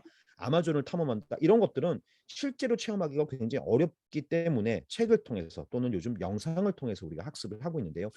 가상현실이나 증강현실 기술들이 발전하면서 이제는 그 불가능한 것들 내지는 굉장히 위험한 것들 내지는 학습에 굉장히 큰 비용을 수반하는 것들마저도 물론 초기에 개발 단계에서는 비용이 들겠지만 그런 것들을 더 용이하게 할 수 있는 여러 가지 시도들이 교육 분야에 엄청나게 많이 일어나고 있고요. 특히나 프랙티컬 트레이닝이라고 해서 전문적인 그 트레이닝이 필요한 영역들, 뭐 임상 실습이라든가 수술, 해부 같은 영역들에서도 이런 가상현실 기술들을 활용해서 반복적으로 주요한 어떤 수술이라든가 임상 실습, 해부 같은 것들을 실습하게 만들어서 실제로 이런 그 가상현실 기반의 실습을 별로 하지 않은 그런 그 인턴이나 레지던트보다 이걸 통해서 수백 번 반복적으로 학습한 이 인턴이나 레지던트들이 의료 현장에 투입이 되었을 때 훨씬 더 의료사고 발병 확률이 낮다라고 하는 그런 연구 결과도 나오고 있습니다. 효과가 있다라는 게 증명이 되고 있다라는 얘기고요. 결국 그 얘기는 뭐 다양한 분야에 지금 기하급수적으로 좀 확산이 되고 있는데요. 대표적인 게 이제 뭐 경찰의 뭐 테러 진압이라든가 아니면 소방관들이 위험한 상황에서 화재 진압 같은 훈련을 할 때 실제로 불을 질러 놓고 훈련하는 건 사실 쉽지 않잖아요. 비용도 굉장히 크게 들 수 있고요. 그래서 가상현실 안에 다양한 시나리오들별로 이렇게 프랙티컬 트레이닝을 할 수 있는 그런 시도들이 많아지고 있고 굉장히 큰 효과를 보고 있다고 합니다. 또한 코로나 덕분에 우리가 지금 스포츠 경기를 현장에 가서 못 본 지도 아마 오래되셨을 거고요. 올림픽마저도 비대면으로 무관중으로 진행이 된 경우도 굉장히 많습니다. 이런 것들을 극복하기 위해서 이제 가상현실 안에서 친구들을 불러다 놓고 가상현실 방에서 VR을 쓰고 각자 집에 앉아 있지만 서로 맥주를 마시고 수다를 떨면서 이렇게 실시간으로 축구 경기나 야구 경기를 보는 시도들을 실제로 폭스 스포츠 같은 곳에서 지금 하고 있고요. 특히나 VR 헤드셋 안에는 빅스크린이라고 하는 이런 애플리케이션들이 지금 수백 종류가 있는데 그 중에 뭐 하나를 사용하면 친구들을 내가 만든 가상 방 안에다 불러다 놓고 내 컴퓨터 안에 있는 영화라든가 이런 것들을 같이 관람하면서 수다를 떨면서 같이 파티를 즐길 수 있는 이런 것들도 지금 굉장히 활발하게 되고 있고요. 특히나 이 서비스 같은 경우는 미국이나 일본 같은 경우에서는 로비에 나가면 극장도 있습니다. 가상극장. 세계에서 가장 큰 극장이겠죠. 아마도 무한한 사이즈를 가질 수 있는 극장일 텐데 그 극장에서 3D 영화라든가 현재 상영되고 있는 영화를 실제 티켓을 사서 관람할 수도 있는 그래서 그 실제 영화관을 가지 않아도 영화관에 간 것처럼 내 눈앞에 200인치, 300인치 스크린을 놓고 영화를 볼 수 있는 그런 일들마저도 좀 가능해지고 있습니다. 이렇게 가상현실, 증강현실이라고 하는 거는 다양한 일들을 가능하게 만드는 도구이자 기술인데요. 지금 화면에 보이는 것처럼 그림을 지금 공간에다 그 가상현실 헤드셋을 통해서 그리는 틸트 브러쉬라고 하는 앱입니다. 뭐 3만 원 정도 주면 살 수 있는 앱인데요. 중요한 건 우리가 뭔가 그림을 그린다라고 하는 거는 보통 2D 평면에다가 도화지 같은 데다가 그리고 공간에다가 뭘 이렇게 3차원으로 한다는 거는 이제 그린다기보다는 만든다라는 표현을 그동안 많이 썼죠. 근데 지금 화면에는 3차원의 공간에다가 그림을 그리는데 결과적으로 뭔가가 만들어집니다. 혼자만 할 수 있는 게 아니라 또 여러 명이 함께 멀티 브러쉬로 함께 만들 수도 있고 사이즈 뭐 도화지 사이즈가 뭐 50호 100호 뭐 현실 세계에서는 앞만 커봐야 정말 그 뭐 벽 하나 정도 크기밖에 안 되겠지만 여기는 뭐 커다란 건물 사이즈만한 그림을 그릴 수도 있고요. 엄청난 공간 안에 저렇게 그림을 꽉득 채워서 뭔가 세상을 만들 수도 있다라는 것이죠.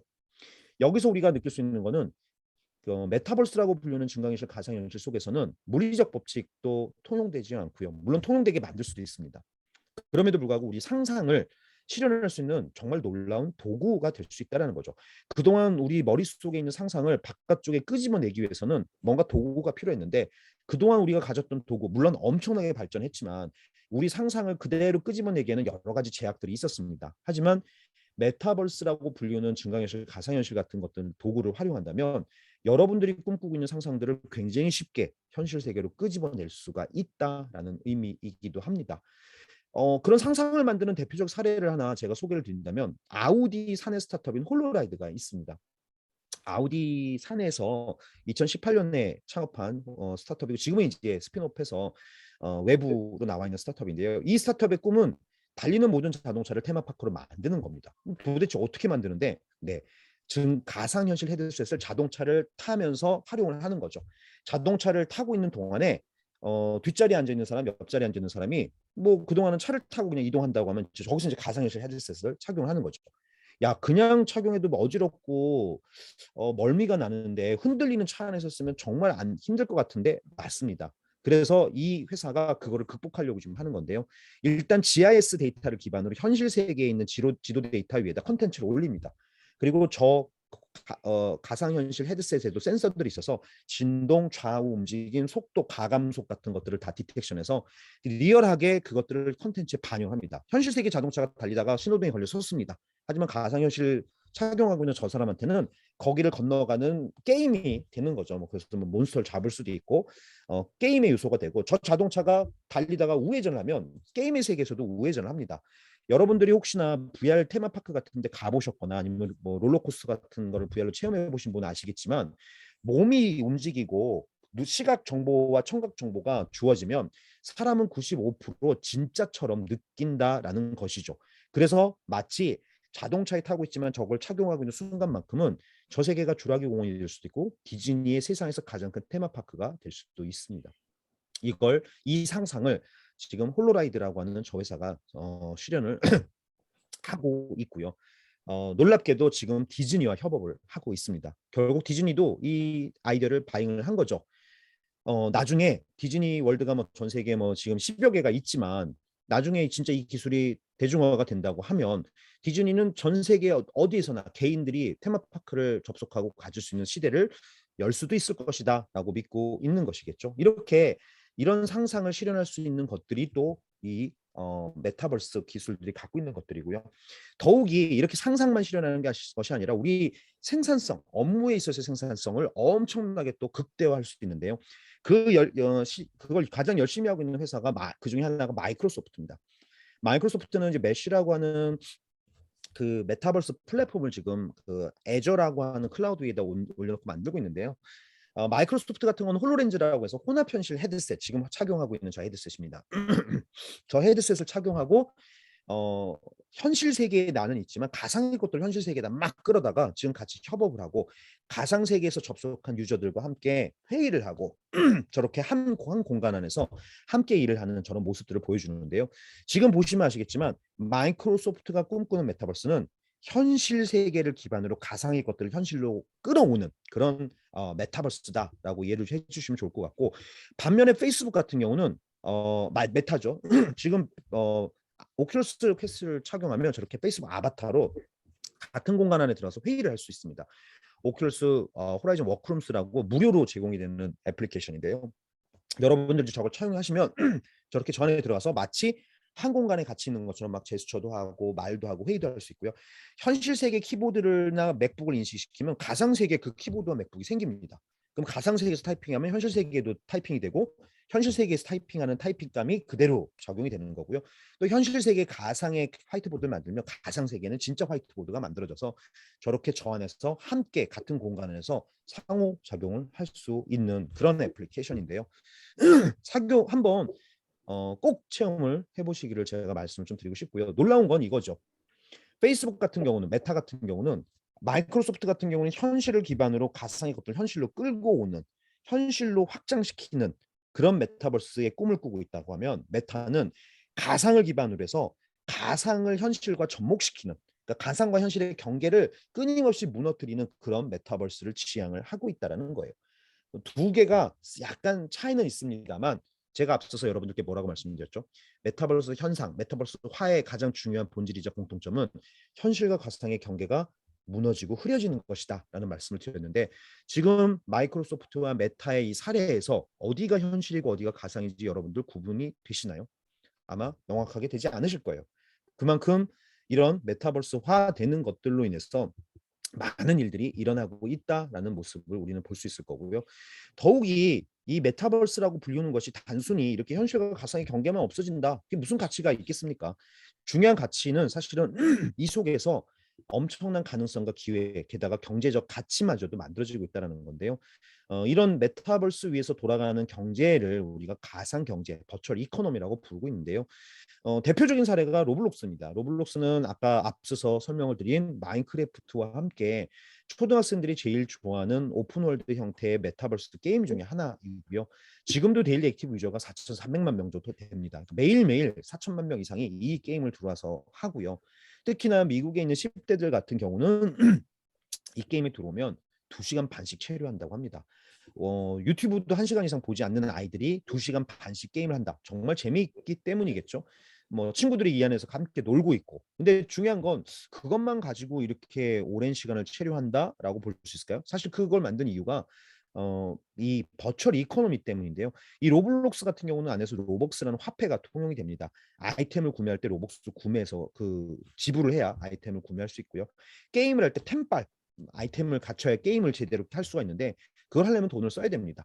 그래서 돈을 써야 되는데 중요한 건 그 게임을 만드는 사람 내지는 게임의 아이템을 만드는 사람이 특정 개발 업체가 아니고 모든 개인이 가능하다라는 거예요. 로블록스 스튜디오를 다운받으시면 누구나 게임을 만들 수 있고 누구나 아이템을 만들 수 있고요. 그래서 그렇게 만든 게임이나 아이템이 판매가 되거나 사용이 되면 거기서 벌어지는 돈을 로블록스가 쉐어를 합니다. 결국 돈을 벌 수 있다는 의미고요. 10만 로벅스가 벌리면 그 10만 로벅스 환전 신청을 할 수가 있게 되고요. 환전 신청을 하게 되면 현실 세계에 있는 내 계좌로 돈이 입금이 됩니다. 350불, 40만 원 정도가 입금이 되죠. 돈을 벌 수 있다는 거죠. 게임 안에서 게임을 하고 게임 안에서 열심히 아이템을 만들었더니 돈이 벌린다라는 의미이기도 하고요. 뭐 40만 원 벌어갖고 얼마나 버는데 라고 하시겠지만, 이미 로블록스 유저 중에 130만 명 이상이 1,000불, 100만 원 이상을 벌었다고 합니다. 그러니까 어마어마한 규모라고 볼 수 있겠고요. 더욱이 놀라운 건 이 로블록스가 지금도 계속 끊임없이 확장이 되고 있고 엄청나게 확산이 되고 있는데, 이것의 이면에 있는 가장 중요한 트렌드가 저는 크리에이터 이코노미다라고 생각을 합니다. 가상 경제와 함께 가장 중요한 단어라고 볼 수 있는데요. 크리에이터 이코노미는 이미 우리가 알고 있는 단어예요. 유튜버나 틱톡커들, 사실은 유튜브로 돈 버는 사람, 틱톡으로 돈 버는 사람들 많죠. 트위치로 돈 버는 사람들 많죠. 이렇게 유튜브나 틱톡 같은 것들을 통해서 돈을 벌 수 있게 된 것은 바로 이런 미디어 플랫폼들이 거대화되면서 엄청난 규모를 갖게 되기 때문인데요.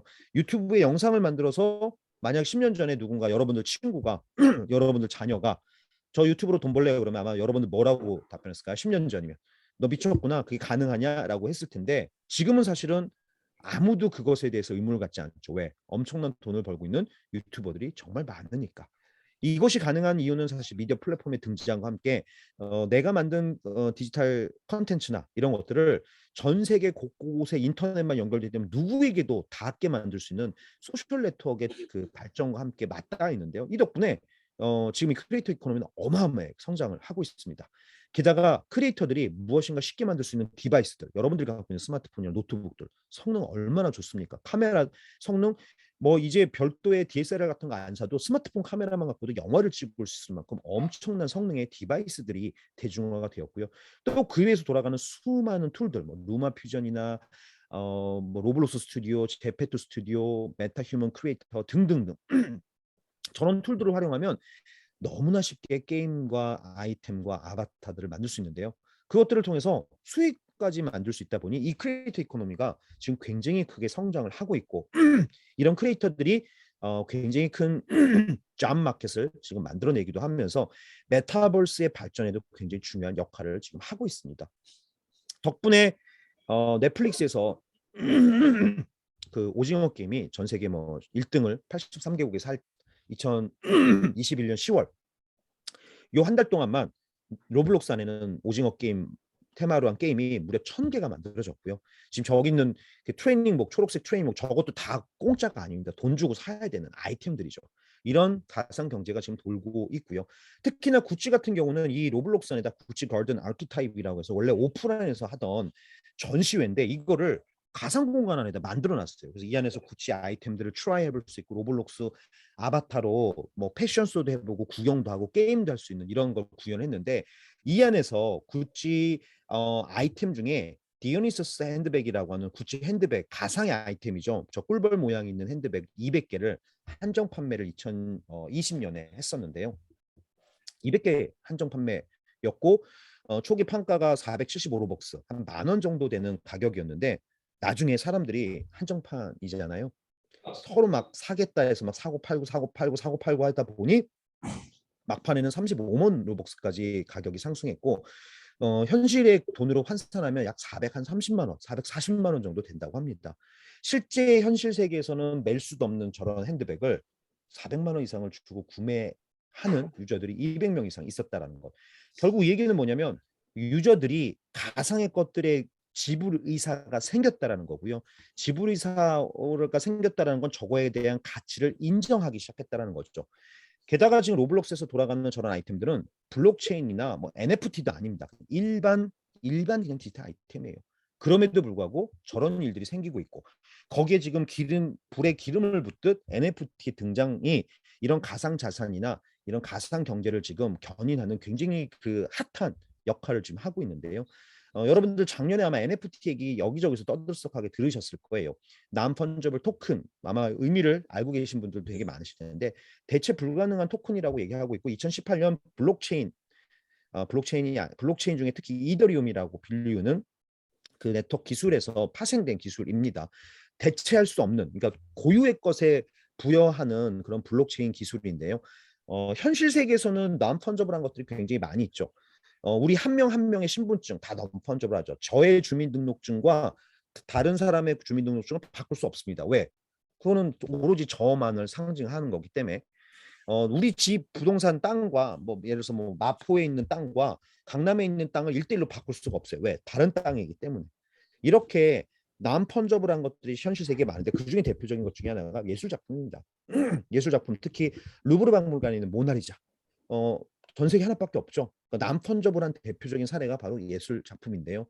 이 예술 작품은 놀랍게도 자산으로서 가치가 있어요. 비쌉니다. 몇백억 합니다. 모나리자 하나가 몇백억 할 거예요. 돈이 있어도 못 사는 거죠. 왜? 하나밖에 없으니까 루브르 박물관 소유를 지금 하고 있고요. 중요한 건 저 루브르 박물관에 있는 모나리자가 진품은 하나이지만 사본은 전 세계 수백만 수천만 장이 있어요. 정말 많습니다. 제가 지금 인터넷에서 저 모나리자의 사본을 다운받아서 1000장을 컨트롤 C 컨트롤 V 하고 카피를 할 수도 있어요. 카피할 수 있겠죠. 왜냐면 디지털은 무한히 카피할 수 있으니까. 게다가 원본과 사본이 똑같습니다. 컨트롤 C 컨트롤 V 막 카피한 다음에 1000명한테 나눠줘요. 1000장의 사본이 더 생겼습니다. 그렇게 사본이 많이 생긴 늘 모나리자 루브르 박물관에 있는 원본 진본의 가치는 떨어질까요? 떨어지지 않습니다. 왜 떨어지지 않을까요? 사본이 암만 많아진들 진짜는 하나밖에 없으니까. 그리고 진짜가 루브르 박물관에 있기 때문에 이 난펀저블하다라는 것 그리고 그 진짜라는 거를 알 수 있다라는 건 그게 가치가 축적될 수 있고 가치가 있는 자산으로서 인정을 받을 수 있다라는 건데요. 아까 제가 말씀드렸듯이 디지털에서는 그게 불가능했어요. 왜? 컨트롤 C 컨트롤 V 하면 사본 원본 똑같은 거 수천 수백 수만 장을 만들 수 있으니까. 그동안 디지털은 그 무한 복제 무한 전송이 거의 한계 비용 제로라고 하는 그 장점 이점을 활용해서 무한하게 확장이 됐죠. 유튜브에 영상 하나만 올리면 엄밀하게 말하면 전 세계 수천만 명이 똑같은 영상을 볼 수 있습니다. 한 번만 만들면 수천만 명이 볼 수 있는 거죠.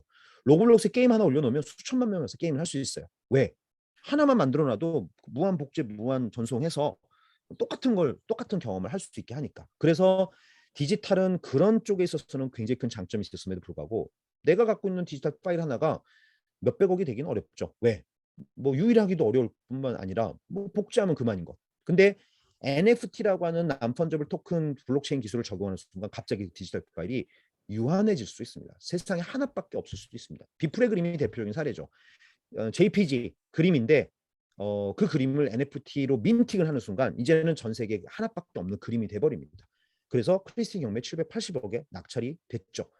게다가 그것이 진짜냐 아니냐를 블록체인 분산 원장 기술을 통해서 우리가 증명해 줄 수도 있고요.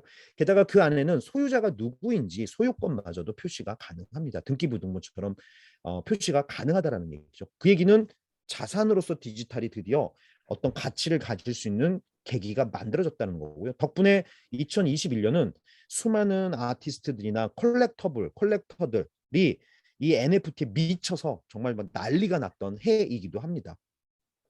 특히나 그 대표적인 블록체인 기반의 메타버스인 디센트럴랜드 같은 경우는 실제로 땅 자체가 NFT로 되어 있어서 저기다가 건물을 짓고 싶으면 저 땅을 돈 주고 사야 돼요. NFT로 사서 거기에다가 파슬이라고 하는 건축 자재도 돈 주고 사야 됩니다. 그래서 집을 짓고 비즈니스 같은 걸 오닝할 수가 있는데요. 거기서 아따리 같은 콘솔 회사도 카지노를 열어서 지금 카지노를 운영을 하고 있고요.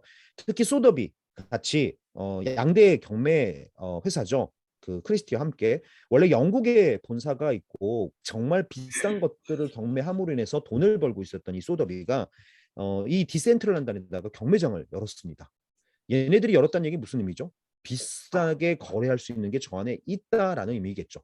2021년 소더비는 디센트럴랜드에서 어마어마한 규모의 NFT 거래를 성사를 시켰습니다.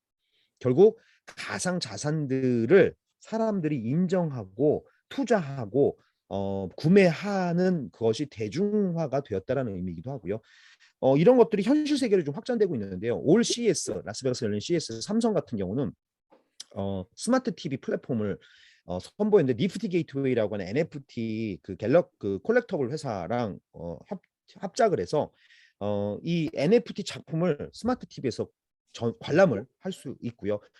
관람을 하다가 내가 구매를 하고 싶으면 그 스마트 TV를 통해서 구매를 할 수 있는, 물론 스마트 TV에서 구매를 얼마나 하겠습니까? 이 UX가 사실 뭐 얼마나 완성도가 있겠습니까?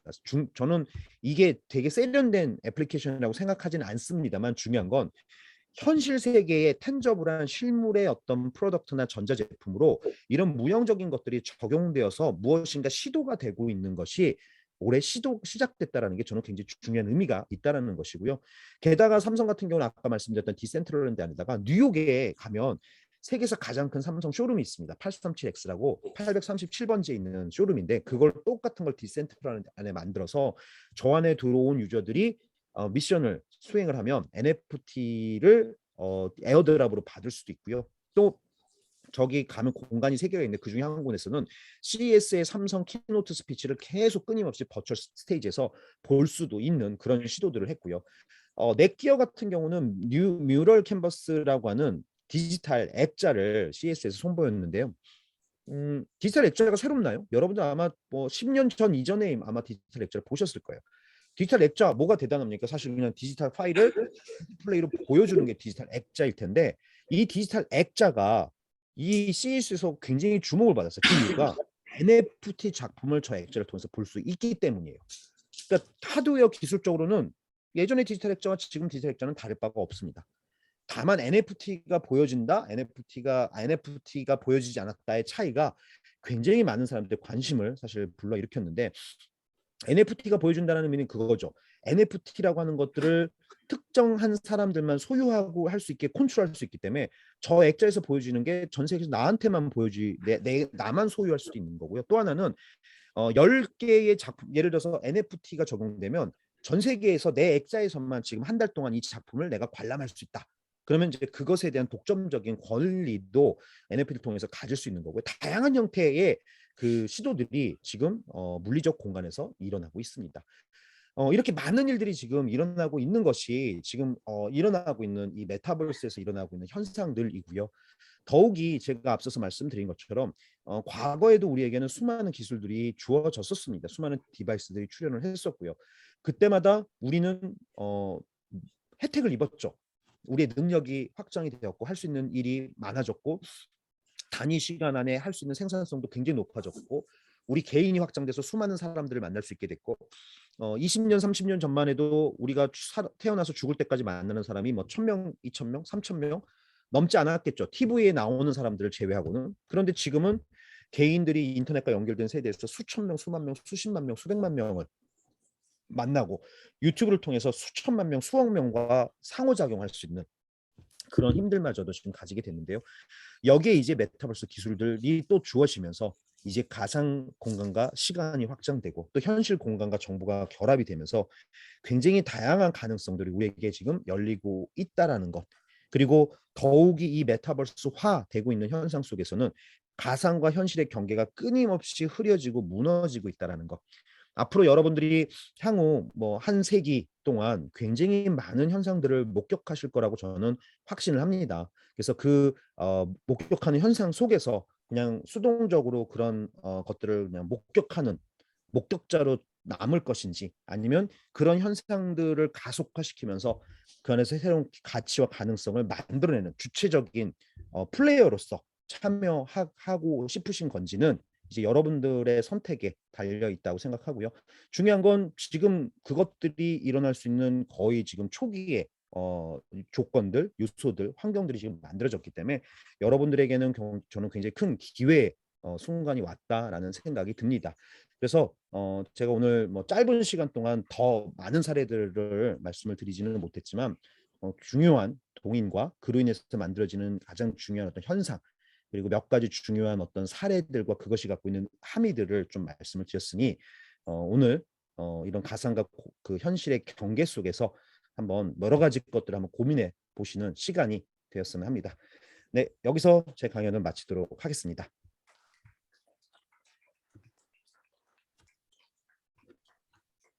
네, 약속대로 제가 한 10분 정도 남겼고요. 네, 혹시 궁금하신 점이 있으시면 질문을 해주시면 좋을 것 같고 혹시는 이제 그 말씀하시기에 안 들리면 뭐 채팅창에다가 질문 쳐주셔도 좋은데 아마 그 한 스크린으로 해서 그건 어려울 것 같고 네, 혹시 질문 있으신 분 있으면 질문해 주시면 제가 짧은 시간이나마 답변을 좀 드려보도록 잠깐만 제가 질문하겠습니다. 아까 그 대표님 강의 전에 지나갈 때 멘탈 휴먼 간단하게 좀 이야기해 주시면 어떨까요? 그 잘 안 좀 이게 울려가지고 사실 잘 안 들려가지고요. 네. 가까이 위치를 말씀. 그 대표님 아까 조금 전에 자료가 있었는데 그 순간적으로 지나갈 때 멘탈 휴먼이라고 아, 네 간단하게 좀 설명해 주시죠. 이게 이슈가 되는 거기 때문에 컨셉만. 오케이. 네네. 제가 네 시간이 좀 저기서 지나쳤는데 설명을 드리겠습니다. 네. 아마 그러면 이제 뭐 질문을 이걸로 좀 가리를 하면 될 것 같은데요. 메타 휴먼이라고 하는 단어를 설명드리기 앞서서 뭐 버추얼 인플루언서라는 단어들은 여러분들이 아마 다 들어보셨을 거예요. 이제 가상 인간인데 유명한 사람들, 뭐 로지라든가 미켈레 같은 친구들, 뭐 여기 아마 들어보지 못하신 분은 한 분도 아마 안 계실 거예요. 광고에도 나왔으니까. 사실은 이런 버추얼 인플루언서들 같이 가상의 인간들이 지금 등장을 하기 시작했는데 이 가상의 인간을 만드는 기술도 메타버스 기술과 동일합니다.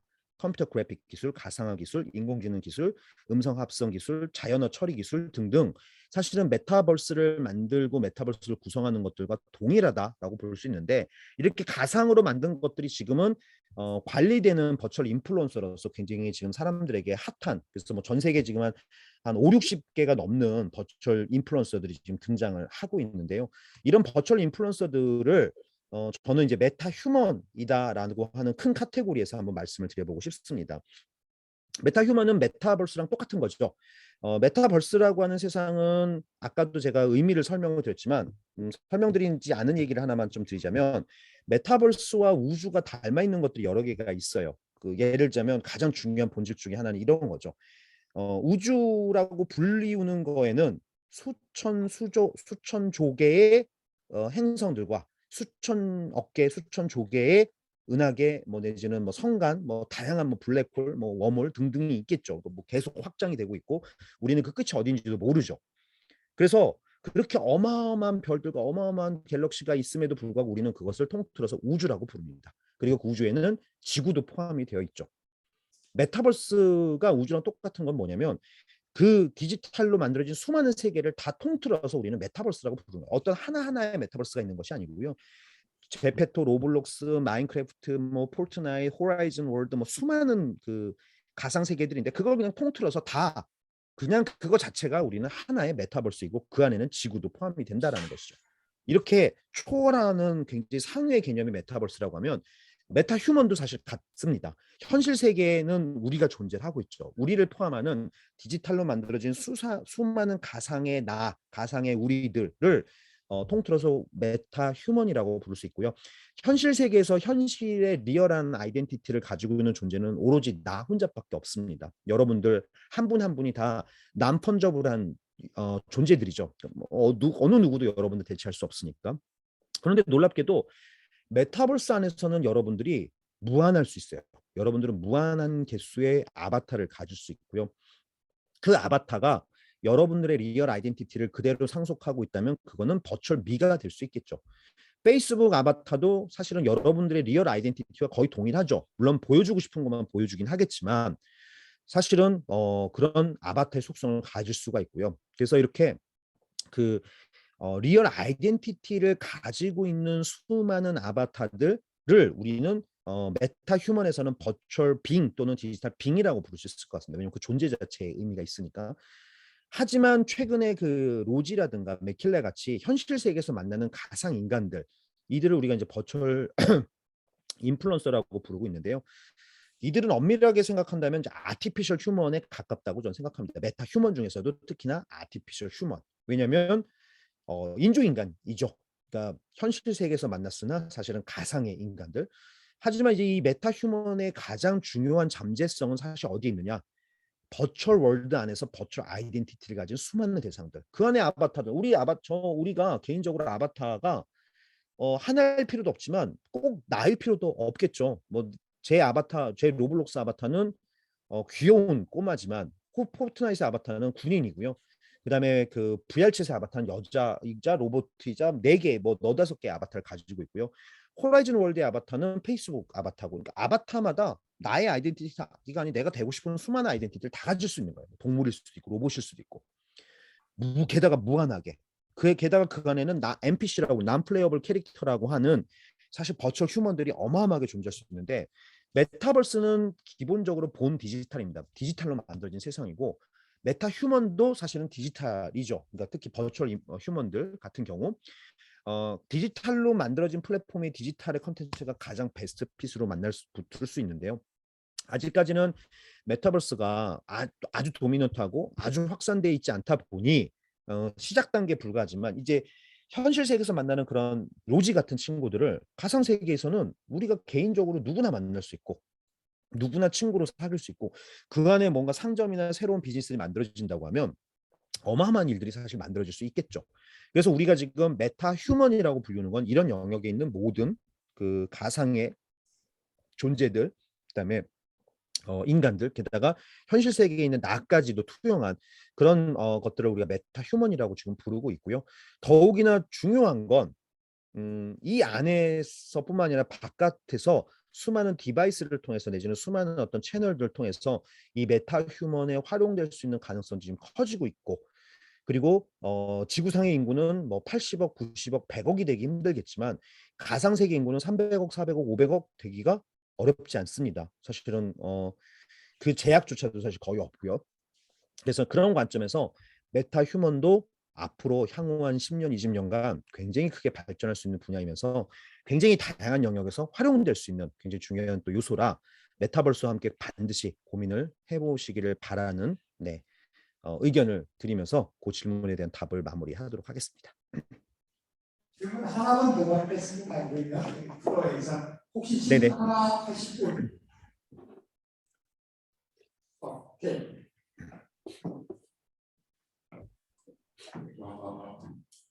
강의 너무 잘 들었습니다. 오늘 들으면서 되게 여러 가지 아이디어들이 공부하는 것들이 계속 머리 건드려서 되게 좋았었는데, 개인적으로는 더 크게 할까요? 이야기를. 크지는 않아도 되고요. 그냥 또박또박만 해주시면 됩니다. 이게 울려가지고. 네. 개인적으로는 블록체인 기술이 사실 공부하면서 어느 정도 느껴지기도 하면서 또 그게 제가 뭐 프로그래밍을 할 줄 알거나 이런 것들이 아니다 보니 좀 멀게 느껴지기도 하고, 정확하게 체감되지 않는 그런 것들, 있습니다. 근데 이제 최근에는 기술 공부를 하다 보니 뭐 예를 들어서 뭐 엔티소프트의 그런 몇 천만 원이나 억대로 거래되고 있는 게임 아이템 같은 것들이 이제 NFT화돼서 그게 블록체인 기술과로 접목되면서 그 일대 매칭돼서 자기가 소유할 수 있는 그런 것들이 준비되고 있고, 그다음 뭐 예를 들어서 생산 기업 중 넥스트라는 기업도 우리나라 전체 지도의 땅 하나하나의 직원이나 뭐 이런 것들을 다 NFT화 해서 이런 것들이 이제 서비스가 시작되면 뭐 예를 들면 지금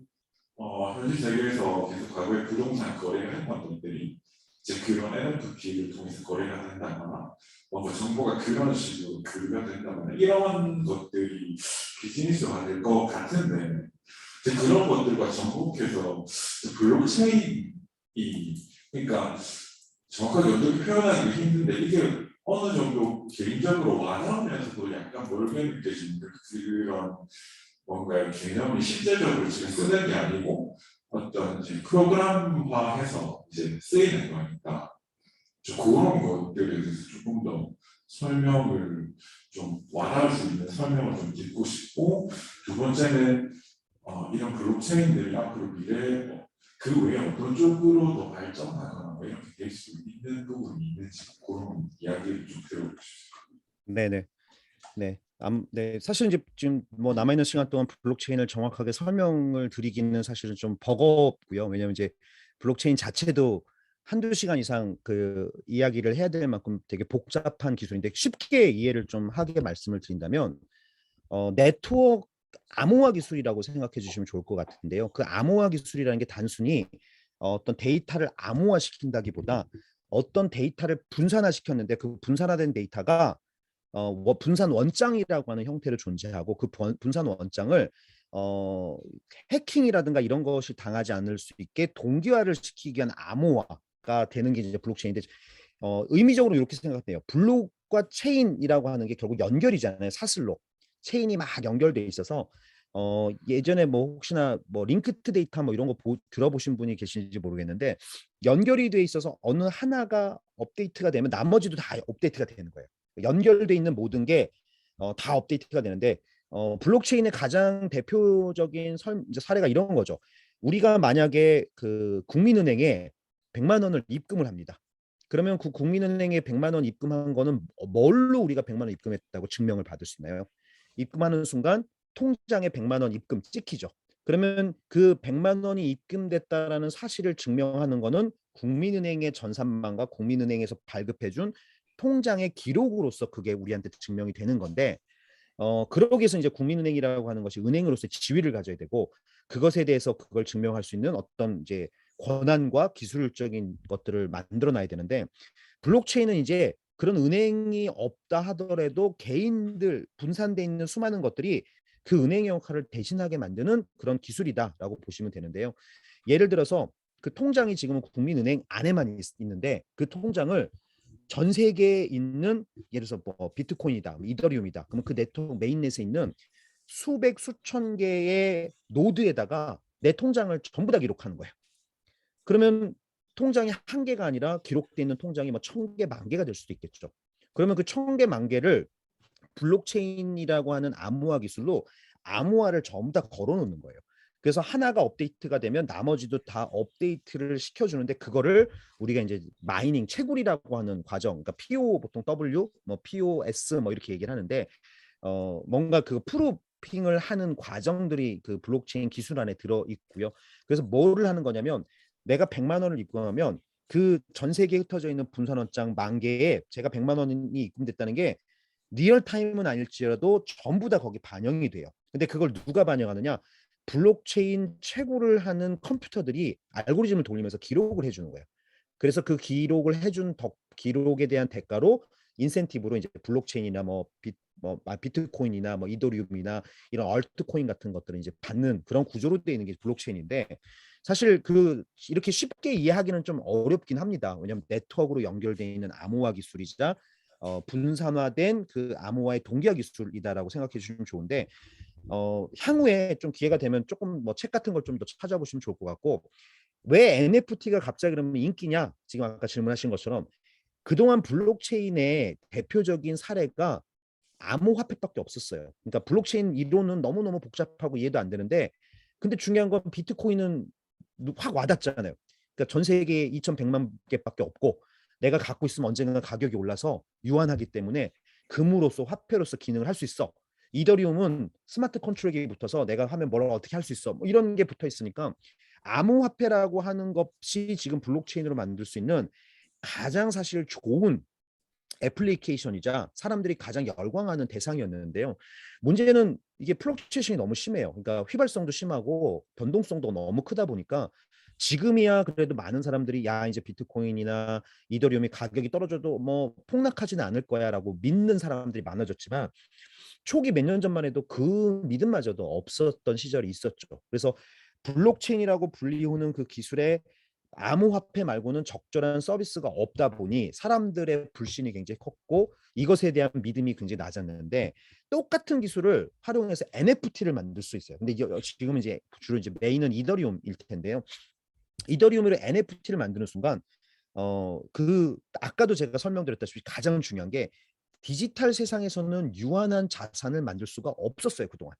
아까 제가 로블록스에서 구찌가 만든 핸드백 얘기를 드렸지만 그 핸드백은 누군가가 로블록스를 해킹해가지고 빼가거나 그거를 뭐 복제해가지고 200개가 아니라 뭐 300개를 만들고 하는 일도 일어날 수는 있는 거예요. 그러니까 완벽하게 안전하지는 않은 거죠. 그럼에도 불구하고 그 플랫폼을 믿고 이제 사람들이 투자를 하고 구매를 하고 있는데 NFT라는 기술을 활용하면 그것을 조금 더 기술적으로 완벽하게 안전하게 만들 수 있는 그런 이제 그 조건을 만들 수가 있고요.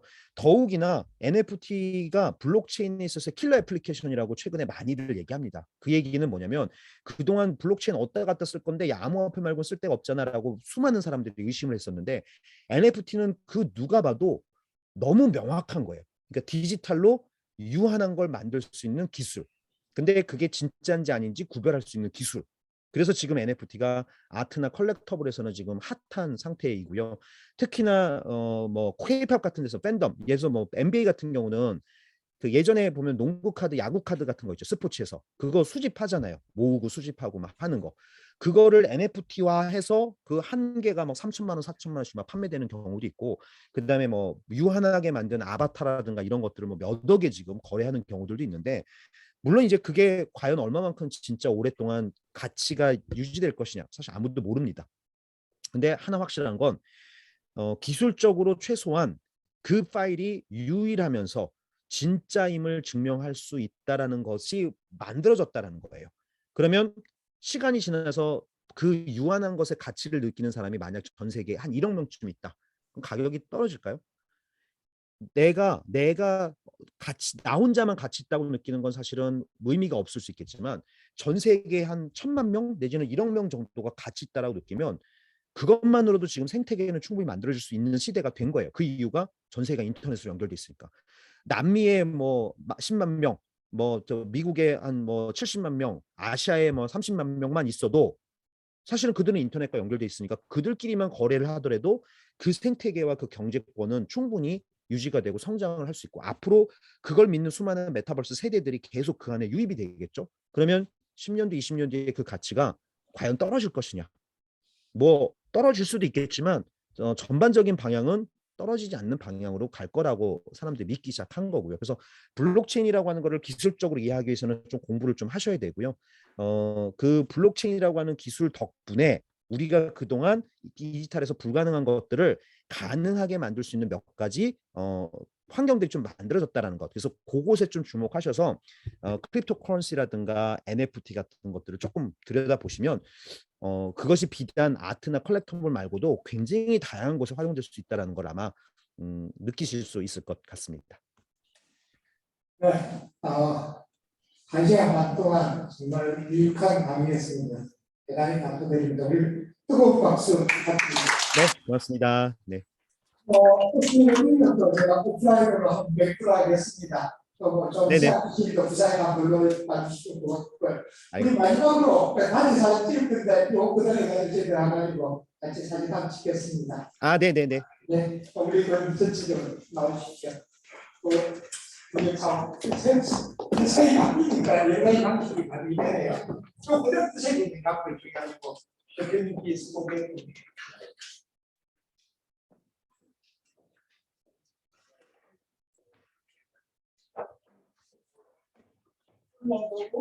그래서 보면 우리 집에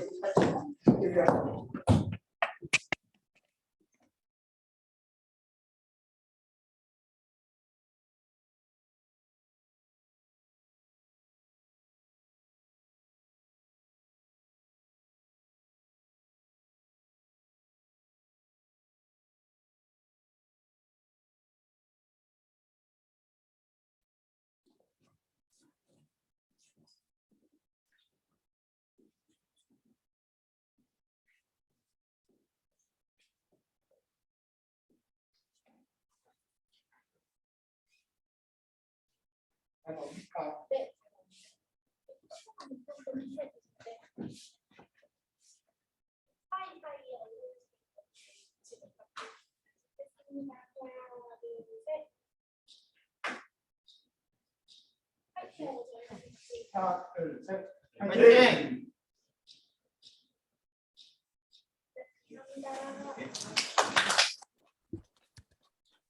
고맙습니다. 네, 대표님 감사합니다. 오늘 나와주셔서 됩니다. 정신 좀 자리에 앉아 주십시오.